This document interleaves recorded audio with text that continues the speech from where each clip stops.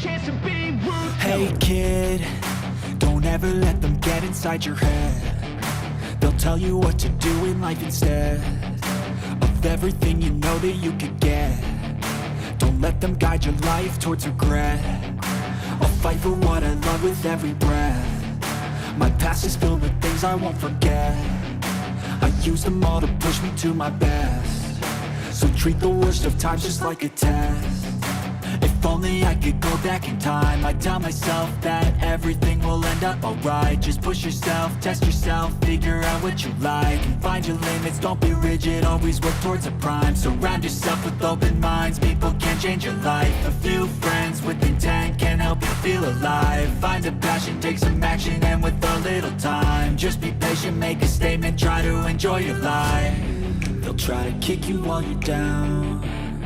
They wanna rise up while you drown. They wanna fill your head with doubt. They're silently scared that you'll figure it out. I'll make it look like I'm losing, won't bother hiding my bruises. And when they finally think you're wounded, then it's your chance to be ruthless.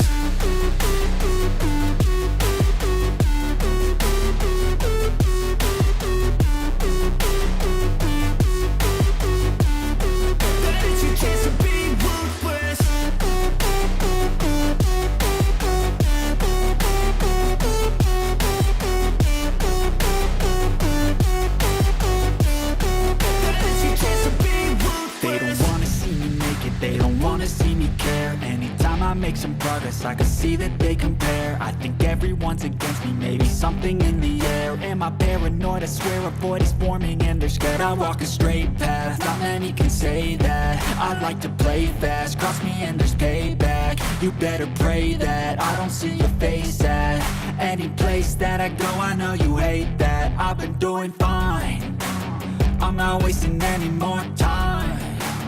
I live for the fight and the climb. And I think that the pain that's deep inside is what defines.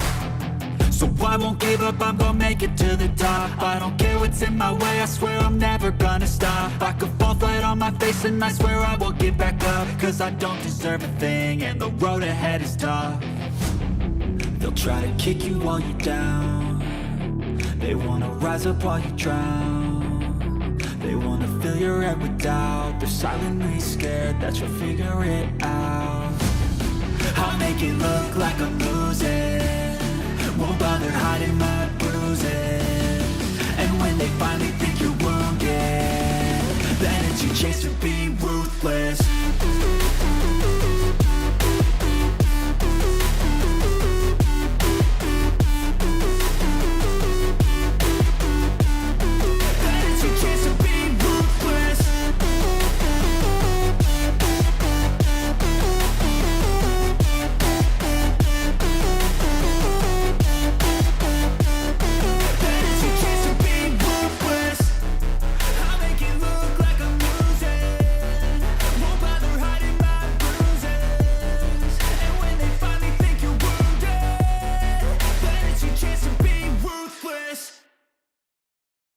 I don't ever slow up, no I don't take shit, I got no love.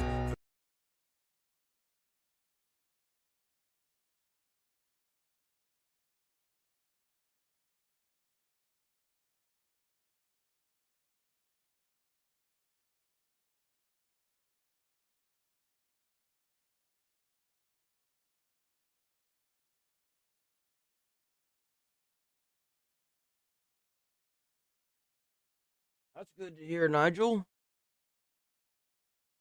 It's good that you're getting out more and doing the good things and trying to stay active.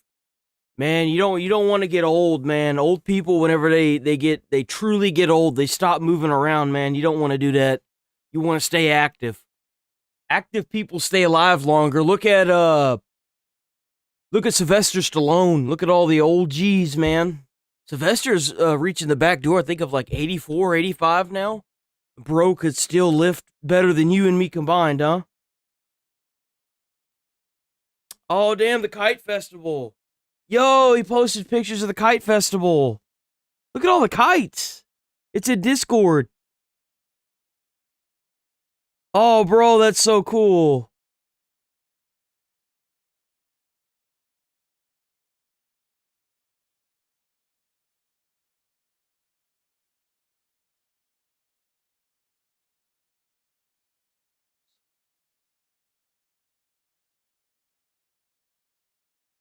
Bro, this is pretty as a postcard, bro. What?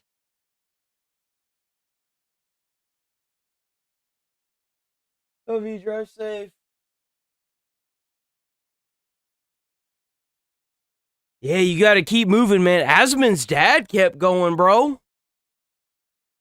You know what's funny? Whenever Asmon's dad was kicking the bucket, he said, now they could say that you killed me too. Yo, like, you gotta keep moving, man. You can't stop. Can't stop, man. Gotta keep moving. When you stop moving, that's when you die.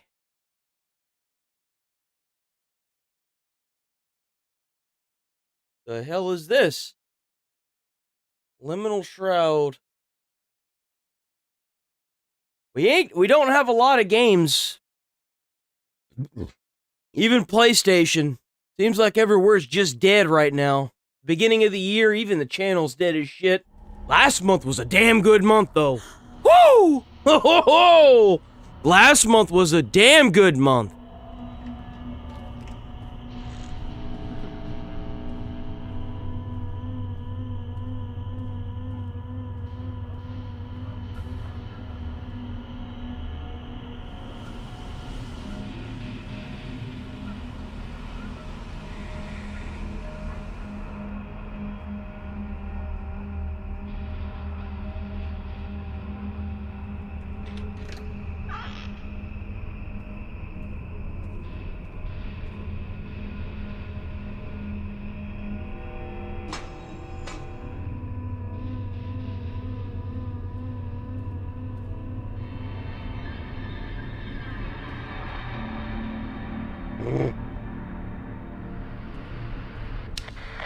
What a weird game.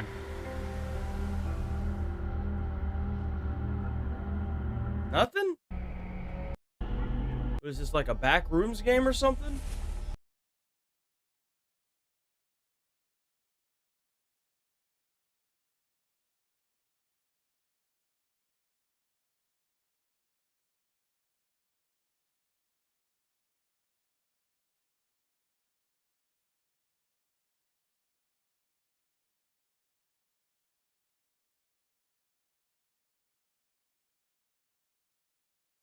Yeah, I keep hearing a few things with it.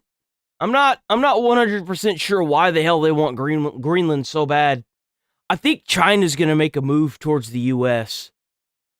I'm not 100% sure, but I think that the United States government had some hearsay, and they might have gotten wind of something that China's trying to do to the US. But don't take my word on it.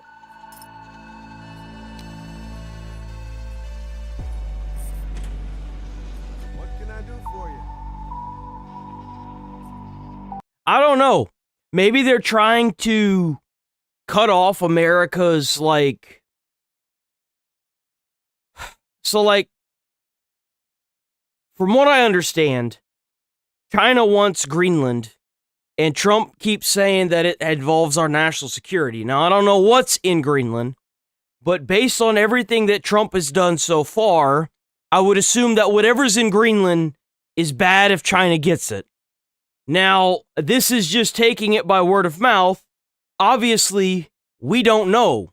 I kind of don't want Greenland. I would rather us take back fucking Minnesota and get these fucking states in line, but that's just my opinion. What the hell is this? Paramount's Landman obliterates the pronoun argument after a show introduced a non-binary character. Oh boy. Are you Your roommate. are you on the cheerleading team? Do I look like a fucking cheerleader? I'm pagan. She's hot as hell, bro. She is fine as fuck. What the fuck? Charizard prize transcends all boundaries. Oh, Hold Two on. young Excuse me. Charizard. Where are my manners? Check out Susie Mod. W Susie Mod. I tried to find the other geographic one today. I don't know what happened to it. I'm gonna have to go to my video. Maybe I didn't sub to it by accident. Please go sub to this content creator. They deserve all the likes, follows, and views, not me. I haven't heard back from any of them yet. At least I don't think so. So please go check them out. But yeah. Leave the pack to seek the ultimate challenge, the Grey Crags. I didn't think Charizards were in packs. A forbidden zone where ancient rulers hide. Hydreigon emerges, ready to eliminate the intruding Charizard. Damn! Garchomp rises from the abyss to complete the encirclement. When the brink of death nears, the Charizardite Y bond explodes. Mega Charizard Y, the wind deity commanding the sky and light. The drought ability activates, incinerating Hydreigon's darkness. Solar power is concentrated by Mega Charizard Y into a single strike. On the ground, a violent Charizardite X transformation occurs. Mega Charizard X, a true black dragon bearing lethal blue flames. Mega Charizard X bears dragon-type power and ultimate physical claws. Tough claws amplify damage from Mega Charizard X in close quarters. Garchomp and Hydreigon are forced to yield to the Mega power. The battle ends, leaving a new definition of evolution. Both Charizard return. Is that really not as Morgan warriors, Freeman? but as legends.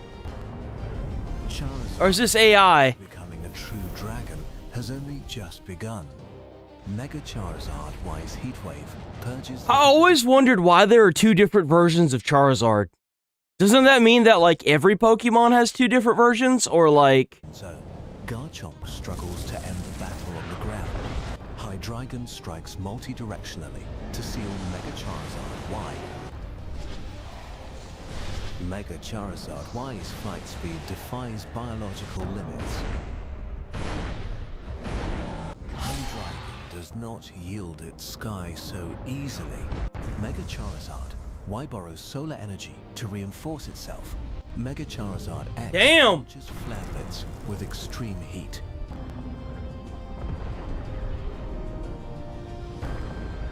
Hydreigon's dominance over the Grey Crags is shattered. Fatigue cannot hide the pride of the two Charizard. Every scar is a certificate of Charizard's ascension. Both Charizard return, bearing the prestige of conquerors. Recognition from the elder Charizard is the best reward. A new era for Charicific Valley begins. Yo, W video. Hold on. In warm geothermal caves, a high-energy creature begins its clumsy life with a very bold spirit. Ijibel, the land shark, possesses a naturally aggressive nature but remains incredibly playful and very curious. Its massive mouth can gobble up anything that moves within its immediate and very sharp field of vision. Jibel lives by the privilege of being protected by one of the forest's most powerful apex tyrants. Overconfident in that protection, Gibble decides to leave the cave to explore the vast outside world. It does not know that beyond its mother's boundaries, the laws of survival become much more brutal. Jibel encounters a peer rival, I love that Pokemon as well. I don't know what it is with the steel Pokemon. I think they're so cool. Training its very hard and metallic scales. The clumsy bite hits scales as hard as steel, forcing Jibble to pay with its own teeth. Oh, damn. Teeth will grow back quickly, but this deep humiliation is a wound much harder to heal. Hakamoo, the protective older brother, appears to retaliate against the stranger's very unreasonable and bold aggression. Damn. Corner, fear begins to trigger a powerful energy hidden deep within its primal soul. In a crisis, the pseudo-legendary gene reacts strongly, driving a forced and very intense evolutionary process. Gabite emerges with sharp arms, ready to fight back to defend its own dignity and pride. However, the vast gap in combat experience remains a very significant hurdle for the newly evolved creature. Amidst the life and death moment, Bro is just a punching bag standing there. Mother Garchomp appears like a ghost of destruction. I don't know which is the best of all time. I mean, let's give it to the first legendary Mew. There's no pampered protection. The mother. Let's give that one to the reserved OG. Lesson about self-reliance. Today's failure becomes the foundation for the Predator's burning ambition to reach the absolute summit of power. It begins days of arduous training, learning to master the powers of Earth and the dragon's blood. Learning from the master, it understands that patience is the key to every successful and efficient hunt. Rough skin ability gradually forms, turning its body into a very dangerous and effective counter-attacking weapon. After years of intense training, the time for the final and most grand transformation has finally approached. It no longer needs protection. It is now the formidable guardian of its own vast and rocky territory. Garchomp is born, a war god of sky and earth, with speed that surpasses the very sound barrier. Dragon power explodes, asserting the absolute status of one. I didn't think that one could fly. Bitter past failure. The natural world now bows before the majesty of the newly crowned and very powerful Sky Ruler. True happiness is when we master our own destiny and reach the most magnificent and lofty peaks.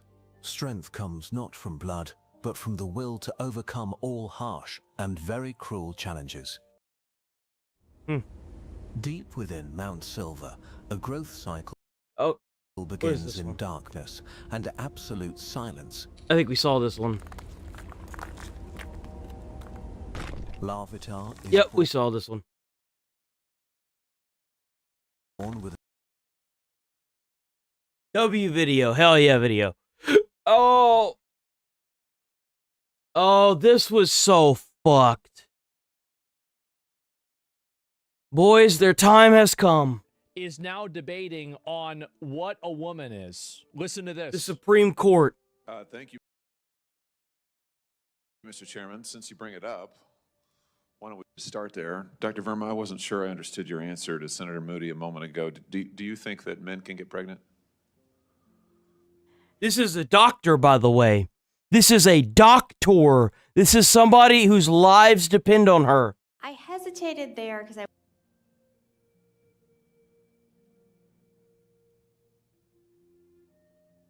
We got to get rid of these people.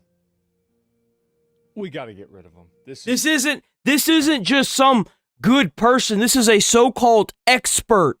So-called experts who are biasly making charts. Crazy. Like this is you've got it. This has got to stop. This is so ridiculous. So whenever you hear someone say so-called experts, they're referring to these people. insane, so stupid. What is this? Take away our I wasn't license? sure where the I know. conversation was going or what the goal was. I mean, I do take care of patients with different identities. I take care of many women. Uh-huh. I take care of people with different identities. And so that's where I paused. I think, yeah, I wasn't sure where you were going with that. Well, the goal is the truth. So can men get pregnant? Again, the reason I paused there. I love watching this unravel in real time. I do. There has been nothing better than watching these people totally unravel and unwind in real time. Mm-hmm. Because the sad part is that if they go against what they've preached for 4 years, they get alienated by their own community, and their community's filled with schizos. And if they don't, they get alienated, and if they don't answer these questions, they get alienated by anybody who's going to take them seriously. They have put themselves in such a bad spot, they'd rather choose not to answer. And this isn't just a her. It's not just because of her. anyone who's gotten up to the podium, it's been the same thing across the board. It's embarrassing. This is the saddest thing ever. It is. I'm not really sure what the It is. This is probably the most embarrassing thing I think I've seen. It's goal of the The embarrassing. goal is just to establish a biological reality. You just said a moment Yeah. ago that science and evidence should control, not politics. Right. So let's just test that proposition. Can men get pregnant? I take care of people with many identities. This is crazy. I hate that we have to sit here and waste our time on these people. How did anyone ever take these people serious? I never for a second took these people serious. Like, how? How has it gotten this bad? They're in the Supreme Court debating this right now. This is insane. What is wrong with you? Back to the script? Yes. But Can men I get take care pregnant? of many women that can get pregnant. I do take care of people that don't identify as women. That Can men get pregnant? again, as I'm saying, Let me just remind you what you testified to a moment ago. Science and evidence should control, not politics. I don't know how anybody can watch this and not come to the conclusion that this woman is absolutely insane and should be she should have her license taken away from her. She should have never had a license. She should have never had any kind of certification. Like this goes back to what I was saying a couple weeks ago. Anyone can go to college and get a GED. I mean a diploma. I guess they got their GEDs, huh? Yeah, they went to college and got those special GEDs. No, anyone can get a diploma as long as you got enough money for it. You think that men can get pregnant, or you can't answer this simple biological reality? You should be disbarred, or like not disbarred, but like, you know, had your license totally taken away. Like, what are we doing with this? It's insane that this is even happening. Like, and this is the problem, is that I don't think that we are nearly aggressive enough with these people that are trying to take their weird ideology and turn it into an actual practice. Like, you have to totally destroy these people, and you have to make an example. Yeah, like at what point does it become malpractice to do this? Because it is. If you have a child that comes to you and they're telling you that they're having like problems, and you tell them that it's because they're fucking trans, at what point does it become malpractice? Like, come on. Of them too. Because if you don't do that, they will totally unravel the world just so they can feel good or to fit in with their ideology. You can't let this happen at all. So, can men get pregnant? You're a doctor, I agree. think. Science and evidence doctor. should guide medicine. Science and Do evidence. science and evidence tell us that men can get pregnant? Biological men, can they get pregnant? I also No. think yes/no questions like this are a political tool. And No. It's a question. It's a question to something you yourself set up. Let's leave it to science. Well, science says that a man cannot get pregnant. It's physically impossible for a human male to become pregnant. We don't have the technology to make that happen yet. But until then, we gotta lock in. This is no, you don't understand. No, this is all a political tool. Oh my Why are God. you here? She would have been better off straight up not showing up. If every question is a political tool that you don't agree with, what is even the point of showing up? Yes, no questions are about the truth, doctor. Let's not make a mockery of this proceeding. This is about science and evidence, and I'm asking you. You know, the United States Supreme Court just heard arguments yesterday at great length on this question. This is not a hypothetical question. This is not theoretical. It affects real people in their real lives. And you're here as an expert, called by the other side as an expert. And This is, thank you. Do you remember what I've said before about experts? Mm-hmm. I've said this over and over and over again. These people are not experts. They're parasites. That's what they are. They're parasites on the system. They're parasites on a system filled with mentally ill people that need help. And instead of getting them the help they need, we're chopping and lopping their dicks off and turning them into little girls, and not realizing that it's not even possible for that to happen yet. Like, what are we doing? This is what happens when the schizos get tired of being called schizos and try to take over the system that calls them schizos. Stop referring to them as experts. They are absolutely not. Who's defending her? The people that put her up there to say this shit. Yep. Absolutely. If you think that this is the truth, a lot of these weird leftist people, they do this constantly. They can't define what a woman is, but they can define what sexism is against women instantly. Mm-hmm. How does that happen? But how can you call someone a man or a woman if you don't even know what makes a woman a woman? How can the Constitution protect somebody if you don't even know what a woman is? That's the problem. How can you have rights for people, for women and men, if you don't even know how to define what a woman or a man is? Trans is not a biological male or female. It is somebody who is transitioning from one to the other, but they will never fully be the other. They will always be whatever they were born with. We don't have the technology to alter DNA to change someone's gender yet. We may never, because of the laws that we have in place that prevent human testing. They're there for a reason. You've been telling us that you follow, right? Never You're a listen to doctor, experts. and you follow the science and the evidence. So I just want to know, based on the science, Right. can men get pregnant? That's a yes or no question. It really is, I think.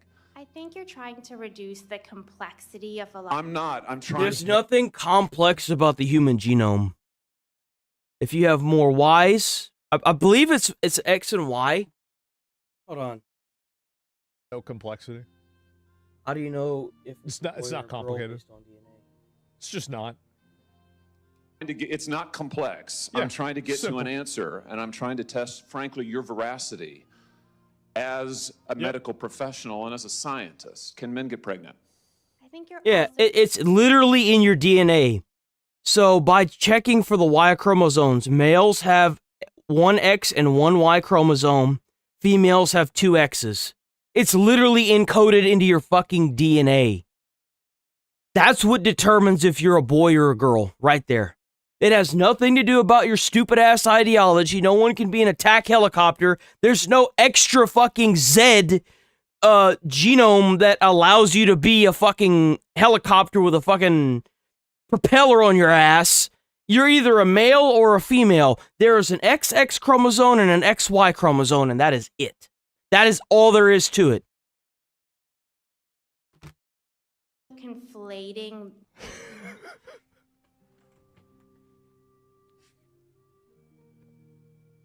Man. She's definitely in denial. It is. This is a doctor. And I want you guys to see how bad it is. See, these are the same people that are out there repeating these same lies over and over. You got to institutionalize these people. You got to do something about them. You can't let people out They here going... damn sure shouldn't be doctors. You want to sit here and tell me, as a doctor, you should let science do all the work? You should know more than anybody what science says about male and female. Down to the base DNA. There is no reason you shouldn't be answering this question with no. Males cannot get pregnant. It's literally not possible. No matter how much surgery you go through, you will never be able to get pregnant as a male. It's not possible. Arnold Schwarzenegger was in a movie where he got pregnant. It was supposed to be like a comedy. It didn't do so well. But there was a whole movie about this back in like the 90s or the 80s. Like, come on. This is a doctor. Where are our standards? What the hell is going on? This is Male, extraordinary. female with No, I'm not conflating male and female. They're two different things. There's biological men and there's biological women. Thank you. And I want And anytime someone refers to biological men and women, XXXY chromosome. It's in your DNA. It's encoded into every human being that's ever lived. Like, want to know, can men get pregnant? What you were talking about is What you're talking... Oh, let's hear what this actually is. Oh, my God. biological. You're not going to answer my question. Biological males. This isn't. She's afraid of being attacked by people out in public. I know. And you have to force these people into admitting it. And I think that really the more that you press them on this, the more this will fall apart and totally unravel. Mm-hmm. This is what happens, is that these ideologies, there's a reason why the entire internet needed to be censored in order to make these ideologies able to exist. It's because the moment that even the slightest amount of logic and rationality is applied to them, they totally fall apart. They do. Collapse. Hard, doctor. Can men get pregnant? I look forward to these people getting pushed out of the medical field, not taken seriously, and I look forward to new laws being put into place that identify what a male and a female are, so that way we can get the protections where they need to be. This is disgusting, this is malpractice, and these people should not have licenses or certifications in their field, period. Yes or no? Again, I would be more than happy to have a conversation with you. It's so patronizing and obnoxious and annoying. Don't you just hate people like this? They're so annoying. I hate them. That is not coming from a place of trying to be polarized and it's polarizing. When did asking a simple yes or no question become polarizing? I love how these people try to gaslight you whenever you try to get down to the root of the problem. I have run into so many people like this in my life, and I've cut so many of these retards out of my life, it's not even funny. Because I've always been that no bullshit kind of person. Anyone, you can ask anyone I've ever dated. I don't care about how you think. I don't care about how you feel. If I've got cold, hard facts staring me in the face, I'm going to address the elephant in the room. That's how I've lived. I don't, like, it gets on my fiance's fucking last nerve. It does. She hates it. But at the same time, it's like she could always come to me because she knows I'm going to get the problem solved. Talk about whether men can get pregnant or not. I'm sorry, but if you get polarized by that, you need to be in a box. It's not an emotional question. It's a scientific. It's not only a scientific, it's a scientifically proven question that any doctor in the medical field, any EMT, any paramedic, any firefighter, anyone that has those certifications, that has those licenses, should be able to answer, no questions asked. It helps not only your credibility, but it also shows that you know you're competent enough that they don't have to worry about you in your field. You need to be in a padded room. I'm not trying to be polarizing. I'm trying to ask. I think it is extraordinary that we are here and hearing about science and about women. And for the record, it's women who get pregnant, not men. We are here about the safety of women and science that shows that this abortion drug causes adverse health events in 11% of cases. That's 22 times greater than the That's insane. 11% is a crazy number. FDA that is a lot. Label, another fact you haven't acknowledged, and yet you won't even acknowledge the basic reality that biological men don't get pregnant. There's a difference. This is, remember what I said before about how these people have totally replaced religion with ideology? This is their new religion. It's kind of sad to see that this is revolving around an abortion drug. I am pro like choice. So like if it's your body, you should choose, especially like if you can't afford to have a child. I don't ever want to put somebody through what I went through growing up. If you can't afford to have a child, don't have kids. Seriously. If you have a child and you can't afford it, put it up for adoption. Don't keep it. Let that child go to a family that's gonna take care of it, be able to afford it. Don't keep that child. Don't do it. That is 100% what I believe. Like, I don't like people like trying to tell women what they can and can't do with their bodies when it comes to abortion. I think that if that's their choice, they're just gonna go and do it anyway. I mean, that wire hangers were the pro-choice version of that argument for generations now, so they're not gonna really solve anything. They're just gonna have more dumpster babies, that's all. Like, there's not gonna be a time where them taking women's rights to go to a clinic and get abortions is gonna result in less people dying from using a wire hanger. Like, that's the whole reason why these clinics popped up to begin with, is because people were dying because they were doing it incorrectly. You know what I'm saying? Like, people are gonna do it. They just had a safe place to go to get it done properly.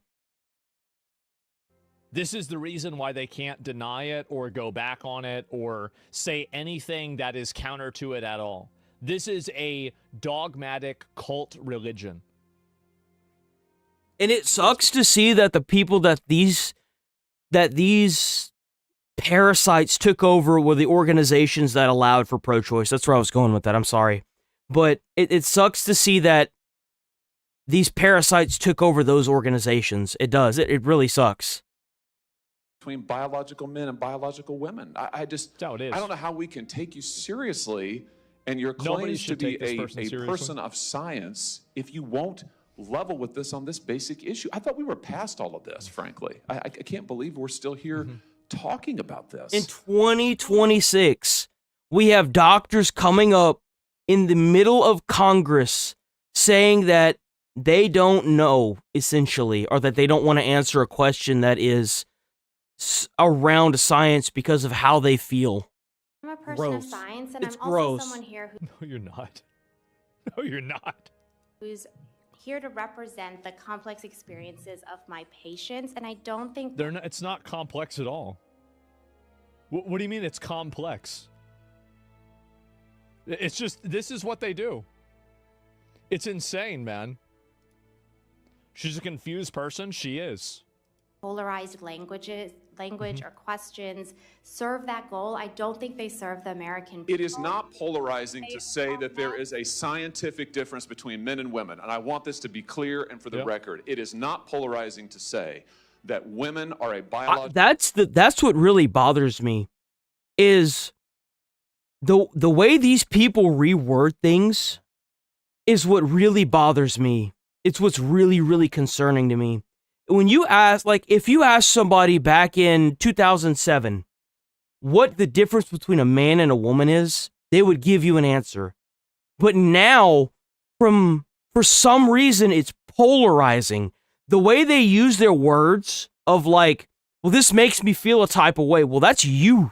That's your problem. You need to figure out your emotions and realize how completely deranged you are. Oh, well, that makes me feel a type of way. That's not my fault. That's yours. Suck it up. Live in the real world. No one around you should have to deal with your emotions. Deal with your own emotions.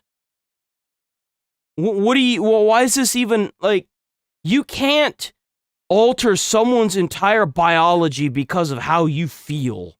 That's not how this works. Even if you get surgery done on that person to turn them into a woman, well, guess what? They still can't bear kids. They're still not a woman down to the DNA level. It's not possible. It doesn't matter what you think and feel. No one cares about what you think and feel. Like, come on. Reality and should be treated and protected as such. That is not polarizing. That is truth. It is also, by the way, a fact. The United States Constitution, which offers unique protections to women in a variety of circumstances as women. That's another really big component. I don't know who the hell this guy is. I like this guy. I don't know who the fuck he is, but I like this guy.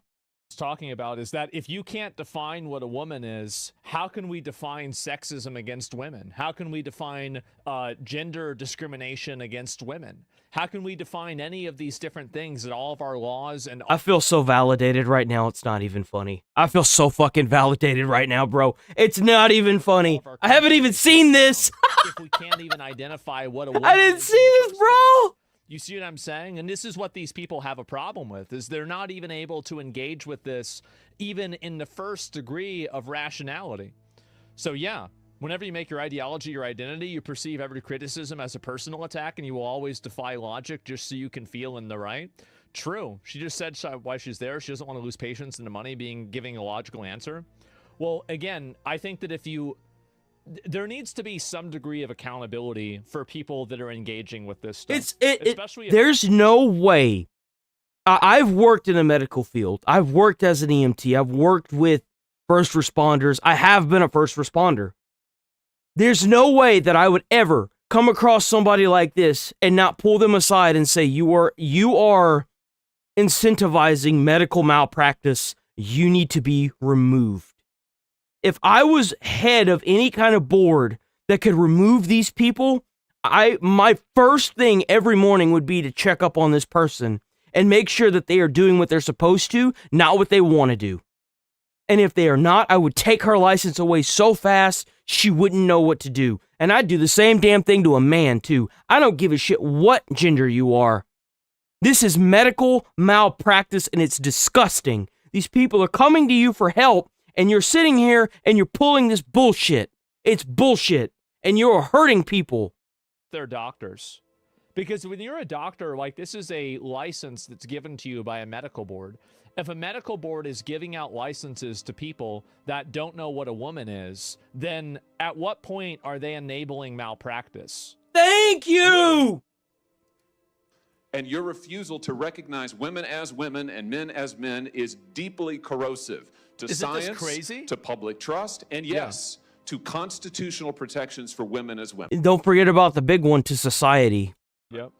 And I think it's... I don't think that Republicans are even remotely as aggressive against this stuff as they should be.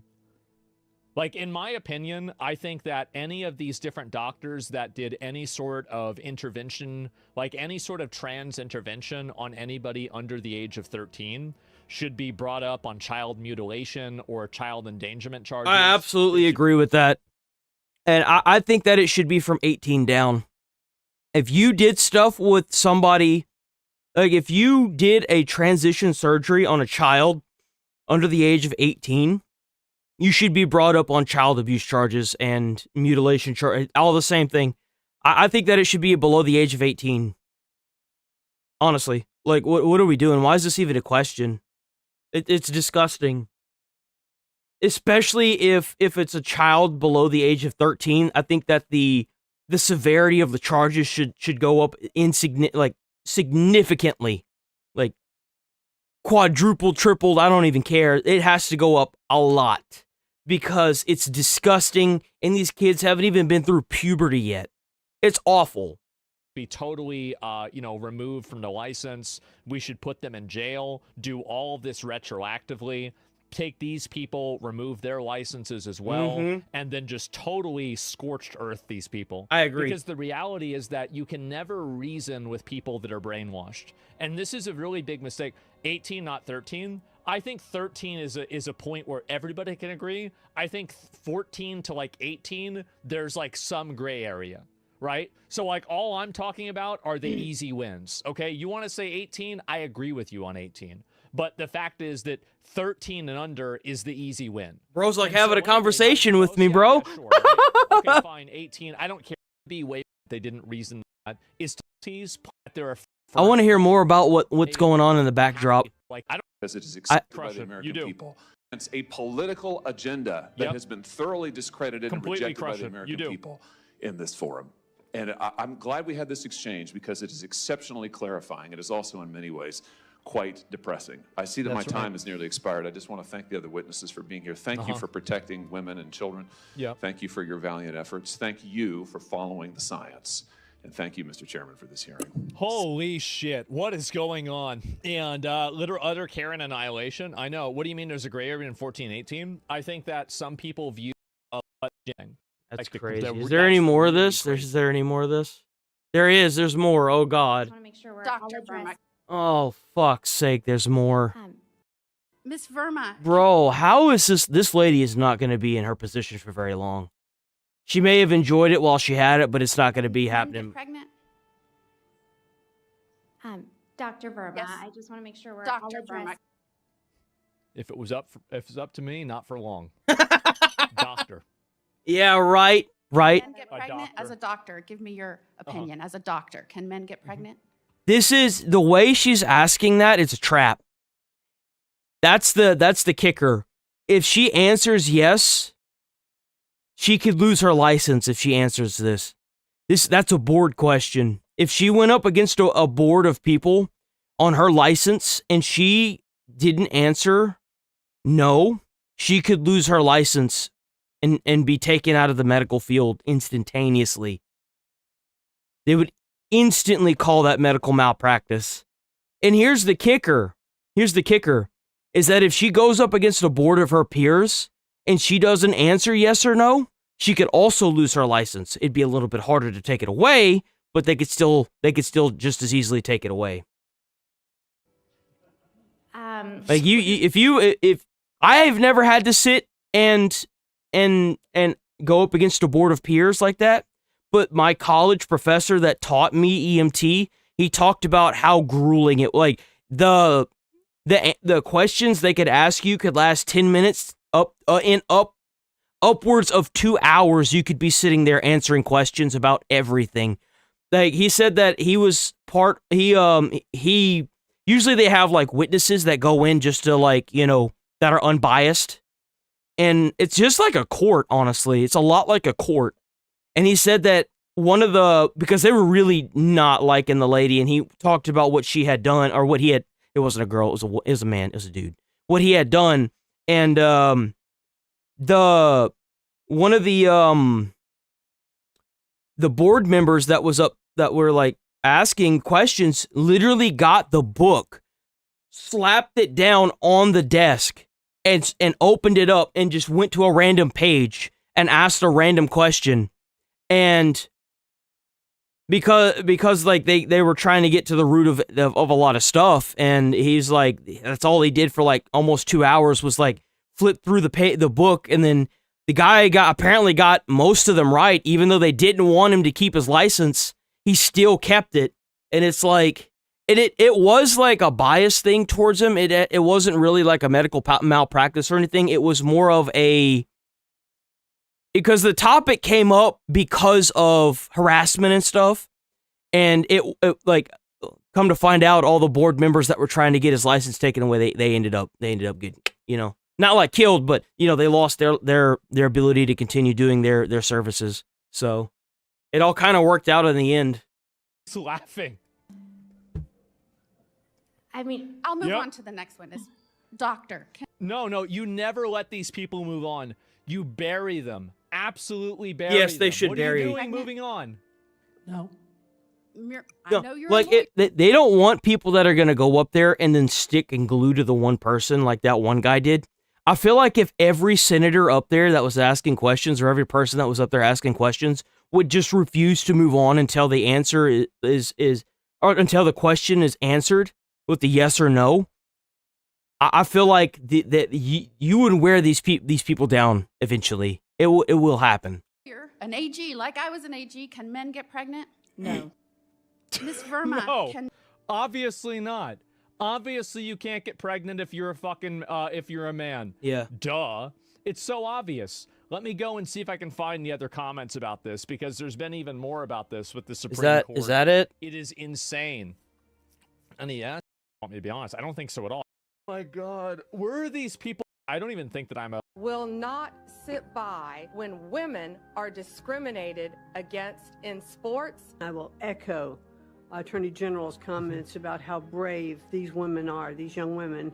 I thank you on behalf of course, myself, but I think... Yeah, obviously, right? And you know what's really sad is they want to sit here and say, well, there's no man that's going to transition over into a woman and become like a world champ. Like, that's exactly what happened with the most recent women's strongest woman event. A lady took home a man took home the trophy, and then later got completely dethroned whenever people found out that it was a dude. Like, it's so disrespectful to even sit here and play these games with these schizos, man. It's just, it's so the West gross. Is falling. Well, I think that the reason It's why so things gross. are getting worse.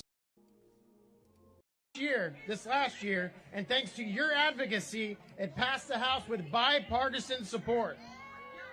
Yep. Yet because of the ridiculous filibuster rule in the Senate, it dies in They need to get rid of that goddamn thing. They need to get rid of the filibuster. They need that shit gone, bruh. For good or for worse, man, that is just garbage. which is why these cases are so important. SCOTUS has a chance to protect women because the Senate has failed them. During this entire fight, I have said that states need to exercise their 10th Amendment rights to protect women's sports, and thankfully, 27 states have exerted their rights and passed bills to protect women. Thank God.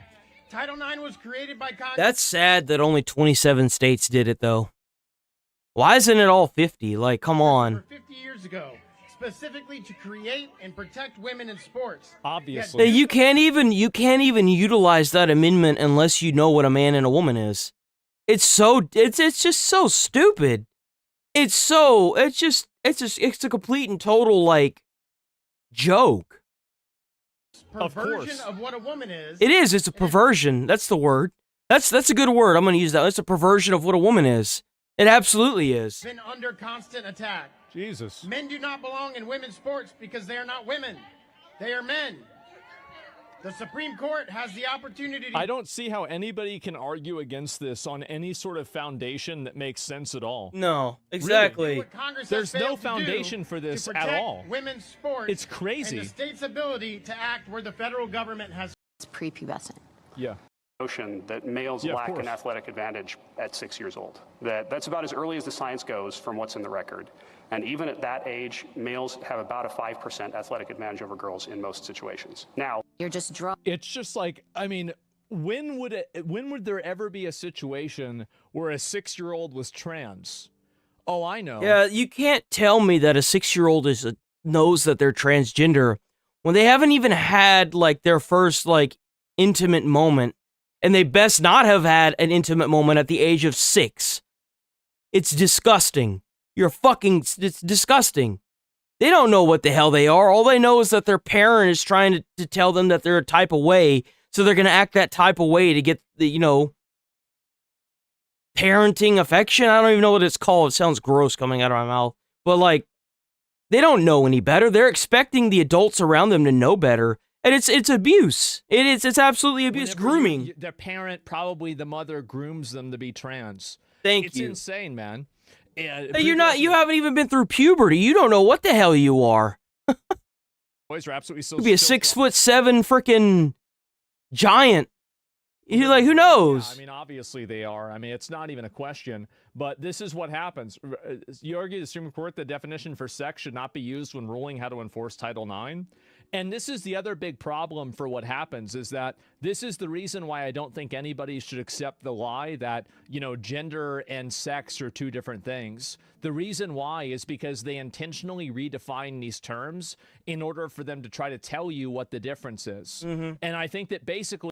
No, they just skirt around them is what they do. They don't want to address them because they know that their argument will fall apart instantaneously if they do. That's how they've gotten away with this for so long. And it's gotten so bad that they're now being addressed in court of like, well, what the hell is a woman? You don't even know what a woman is. So like, why are you even here? It's so stupid. I got retweeted by the vice president. That's right, boys. Asmongold got retweeted by J.D. Vance. This is the big news. The ICE agent who shot Renee Good on January 7th in Minneapolis, Jonathan Ross, suffered internal bleeding to the torso following the incident. That's right. He was hospitalized for internal bleeding because he got hit by a goddamn car. Hot damn hallelujah.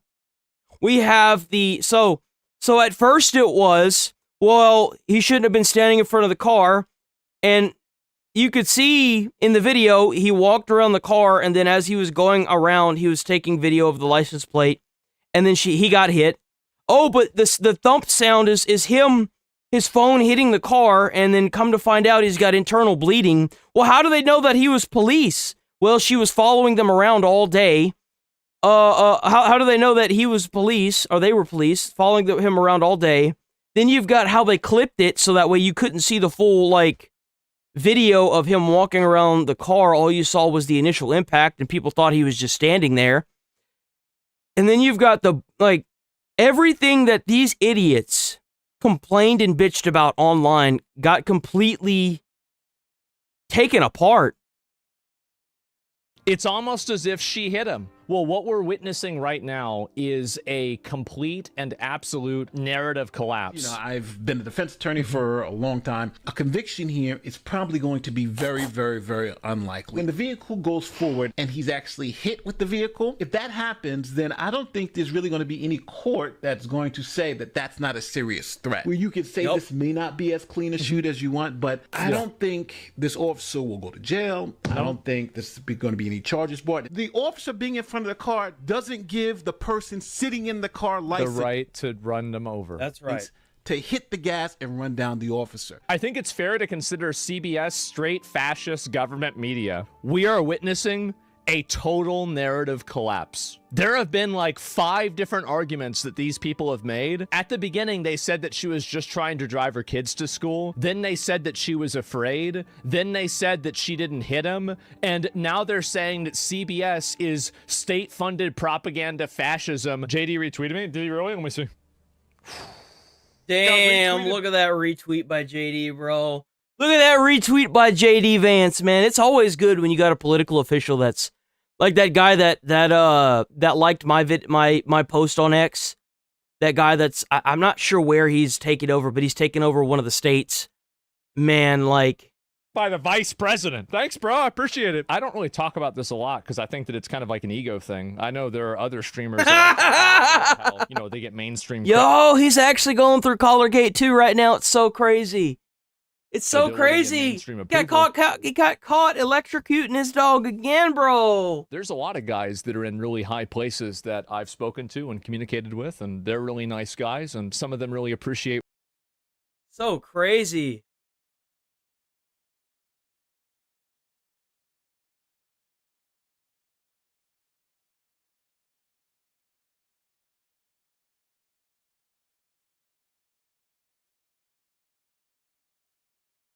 So on the topic, Nick Shirley released a second investigation into the Somalia scam. We didn't watch the first one, boys. We didn't watch the first one that blew up and got Tim Walz kicked. He made a second video where he went around to all these daycares in Minneapolis and asked them where the kids were. We gonna watch this one. We missed the first one. We're going to watch this one. Please check out Nick Shirley. He does all the legwork. He does all the good stuff. He completely overthrew Tim Walz. W Nick Shirley. Keep doing what you're doing. If you want me to take it down, please don't strike me. I will take it down. Please don't strike me. Please, man. I'm working hard for what I'm doing. Please. Just send me an email, sit down, a takedown notice, anything. Please don't strike me. You can even copyright it for all I care, bro. I will take that as a hint to just take it down. I will do it in an instantaneous. Like, dude, you ain't even got to say nothing to me. Just please. I'm asking No. You don't ask me nothing. $2.25 million. Get out. Are we the only community that does fraud? How come they said this building was closed? Look, it's him again. Advanced mobility is? Advanced mobility? Yeah, we're looking for it. Never heard of it? They know we're shining the light on the fraud, and they have no defense. Would you like to see anybody in the government here held accountable?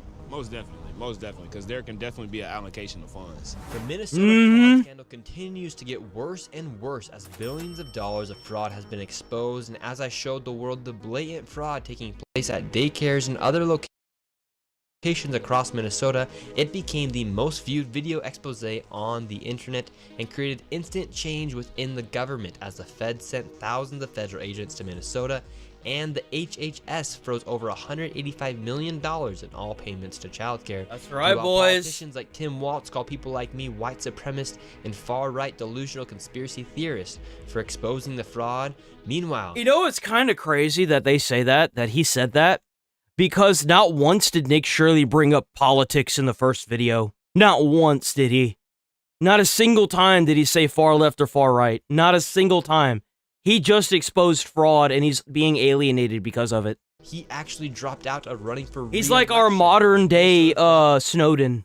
That scandal has erupted the nation as protests and riots took place, all starting because daycares like Quality Learning Center were exposed. However, the daycares is only a small portion of the fraud taking place in Minnesota. In this video, I will take you into what has continued to allow this fraud to happen and connect all of the dots for you, exposing all of the fraud from strange connections of the business owners and the politicians who have openly admitted to the fraud on live TV.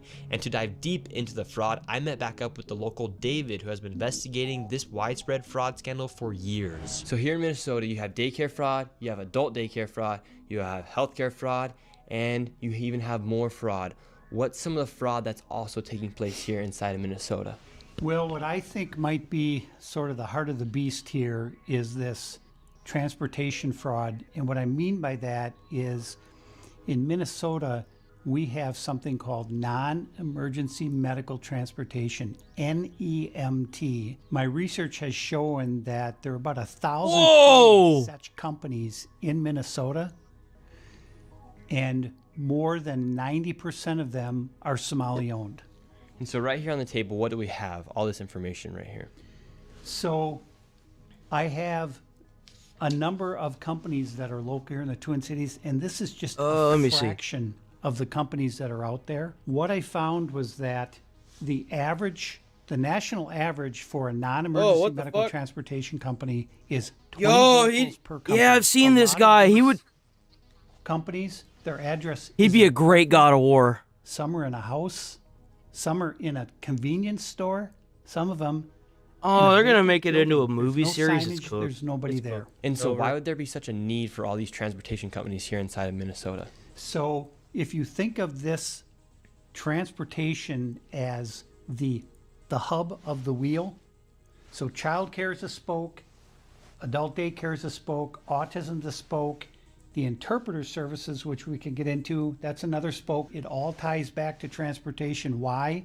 Because those meals someone had to deliver those meals, someone has to deliver the kid to autism, or say they did. So it all revolves around the transportation.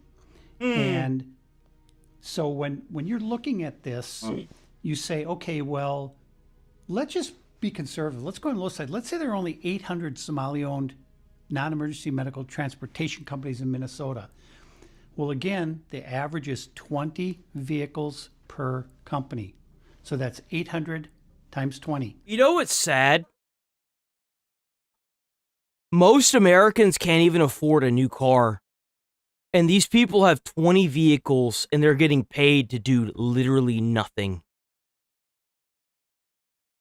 Remember whatever I was saying, they should debank these people and seize all their assets and distribute it back to the American people? That's exactly what should happen with all that property. Because the thing is they, the American people paid for that with their taxes. That's all taxpayer money. All of it. And it's not even just Minnesota taxpayer money, it's American taxpayer money. These NEMT like companies everybody's taxpayer money. If they bring someone to a doctor's appointment, whatever the case might be, or Costco or wherever they're going, because remember, it's non-emergency medical transportation. Well, we went to Costco because they have to eat or they'll die. So that's considered, right? So it's almost impossible to figure out from the outside what exactly the payments are for each of these trips. But I have a pretty good idea. So when someone provides a transportation to a facility or a location, they're also paid for the time to sit there and wait for the appointment to end and then drive the person back. So they're paid 3 different ways. And the average is going to be $50 per trip. So it's going to the appointment as a trip, coming back trip. So that's $100 per round trip. So if you have 800 companies in Minnesota that are NEMT companies, they all own 20 vehicles, and they're all making 10 trips a day, and it's $50 per trip. So it's 800 times 20 times 10 trips times $50 a trip. Do the math. And the reality is, how many of these trips are being provided? 0. They don't have to provide any. Why? Because all the companies they're providing the trips to are also fraudulent. Holy shit. Holy shit. When they are paid by the state of Minnesota, these companies go online and they fill out a form, and it just says, okay, how many trips, how many miles. They submit that electronically to the state, and boom, they get paid. Nobody bothers to check. They don't call the dentist. Did this kid show up? They don't do anything. As soon as that form is filed with the state of Minnesota, that payment goes out immediately. And so essentially, these transportation companies are what hold all of the fraud together, because you have the daycare centers working with the transportation companies, the adult daycare centers working with the transportation companies, the healthcare companies working with the transportation companies. So it's just another way to bill and to also make it look like something's happening here inside of Minnesota. This is the belly of the beast. All of this fraud revolves around these transportation companies. All of it. This touches every part of fraud here in Minnesota. And today we're going to go confront these people. We confronted them last time. There was no kids in any of the child care centers. And today, what do you And expect? a lot of people were like, well, they're not going to let a YouTuber into the place where, you know, there's going to be kids and stuff. He's like, oh, I remember XQC talking about, he's like, oh, well, I'll take my kid out of there if a YouTuber was trying to get up in there and record. Here's the thing. The camera only swivels to their direction whenever people show up, and then they immediately try to block the door. And even if they didn't get let in, why don't you hear any kids? Why don't you hear any kids in the background at all? Ever. You never hear any kids whatsoever. They never try to hand you a pamphlet to sign up. They never hand you any paperwork to sign up. They tell you to leave. Something is obviously going on. I mean, that's why play locations are now being closed, and these people are being arrested and charged with fraud now, and have been charged with fraud. Like, they are in jail because of it. To see. I think we're going to see some vehicles because, Here's the thing. I didn't like Nick Shirley's, well, there's a lot of snow piled up on the vehicle. It happens every night. Look at the wheels. If you have a transportation company and the wheels aren't packed with snow, and it doesn't look like the wheels have been moved in a while, that's how you know. Look at the wheels. Don't worry about the snow on the vehicle. Worry about the wheels. Do the wheels have compacted snow all the way around the tire? when I drive around the cities here, I see these Somalis driving, and mostly it's like a Plymouth Caravan or whatever, and there's never, ever, ever been a passenger. And in 7 years, I've never seen a passenger in any of these vehicles. I've followed some of them. They're going to Costco, they're going to Sam's Club, they're going to Walmart. The driver gets out, goes in there, loads up a shopping cart, comes in, puts it in the van, and off they go back to where they live. And now we're going to go out and see what's happening with these transportation companies. And here's the other thing. Tim Walz and the Department of Human Service, you threw the people of Minnesota under the bus. Shame on you, and I'm coming for you. You heard it here first, David. All right, let's go. Man's not messing around, bro. So where's the first location we're going to? The first location is a company called Safari Transportation. Okay. Cedar Avenue South in Minneapolis. And so what makes Safari Transportation. Filing date 2015. Cedar Avenue South in Minneapolis. And so what makes Safari Transportation Company an interesting transportation company? Well, allegedly fraudulent. Well, the thing about Safari is that they've been registered since 2015 with the state of Minnesota as operating vehicles. And again, the national average for a non-emergency medical transportation company is 20 vehicles. So if they've got 20 vehicles and they're at 607 Cedar Avenue, I have no idea where there's parking them because there is no parking anywhere near this office. Really? We've arrived to the transportation company. So not only are they just saying they have the vehicles, they don't actually have them. We're outside, and right there we have a Loving Arms adult daycare. All the windows are completely boarded out right there, and there's supposed to be that's crazy transportation company registered right here. It's 617, but it's a liquor store. Right, so the location here is 607 and also 617. These are two transportation companies. We're on a main road right now, and this is 607, and it is not a transportation company. The liquor it's actually store. A money transfer, but it's registered here. 607 This does not look like Safari Transportation. Where is the transportation company? I don't see any signs denoting that there's any transportation.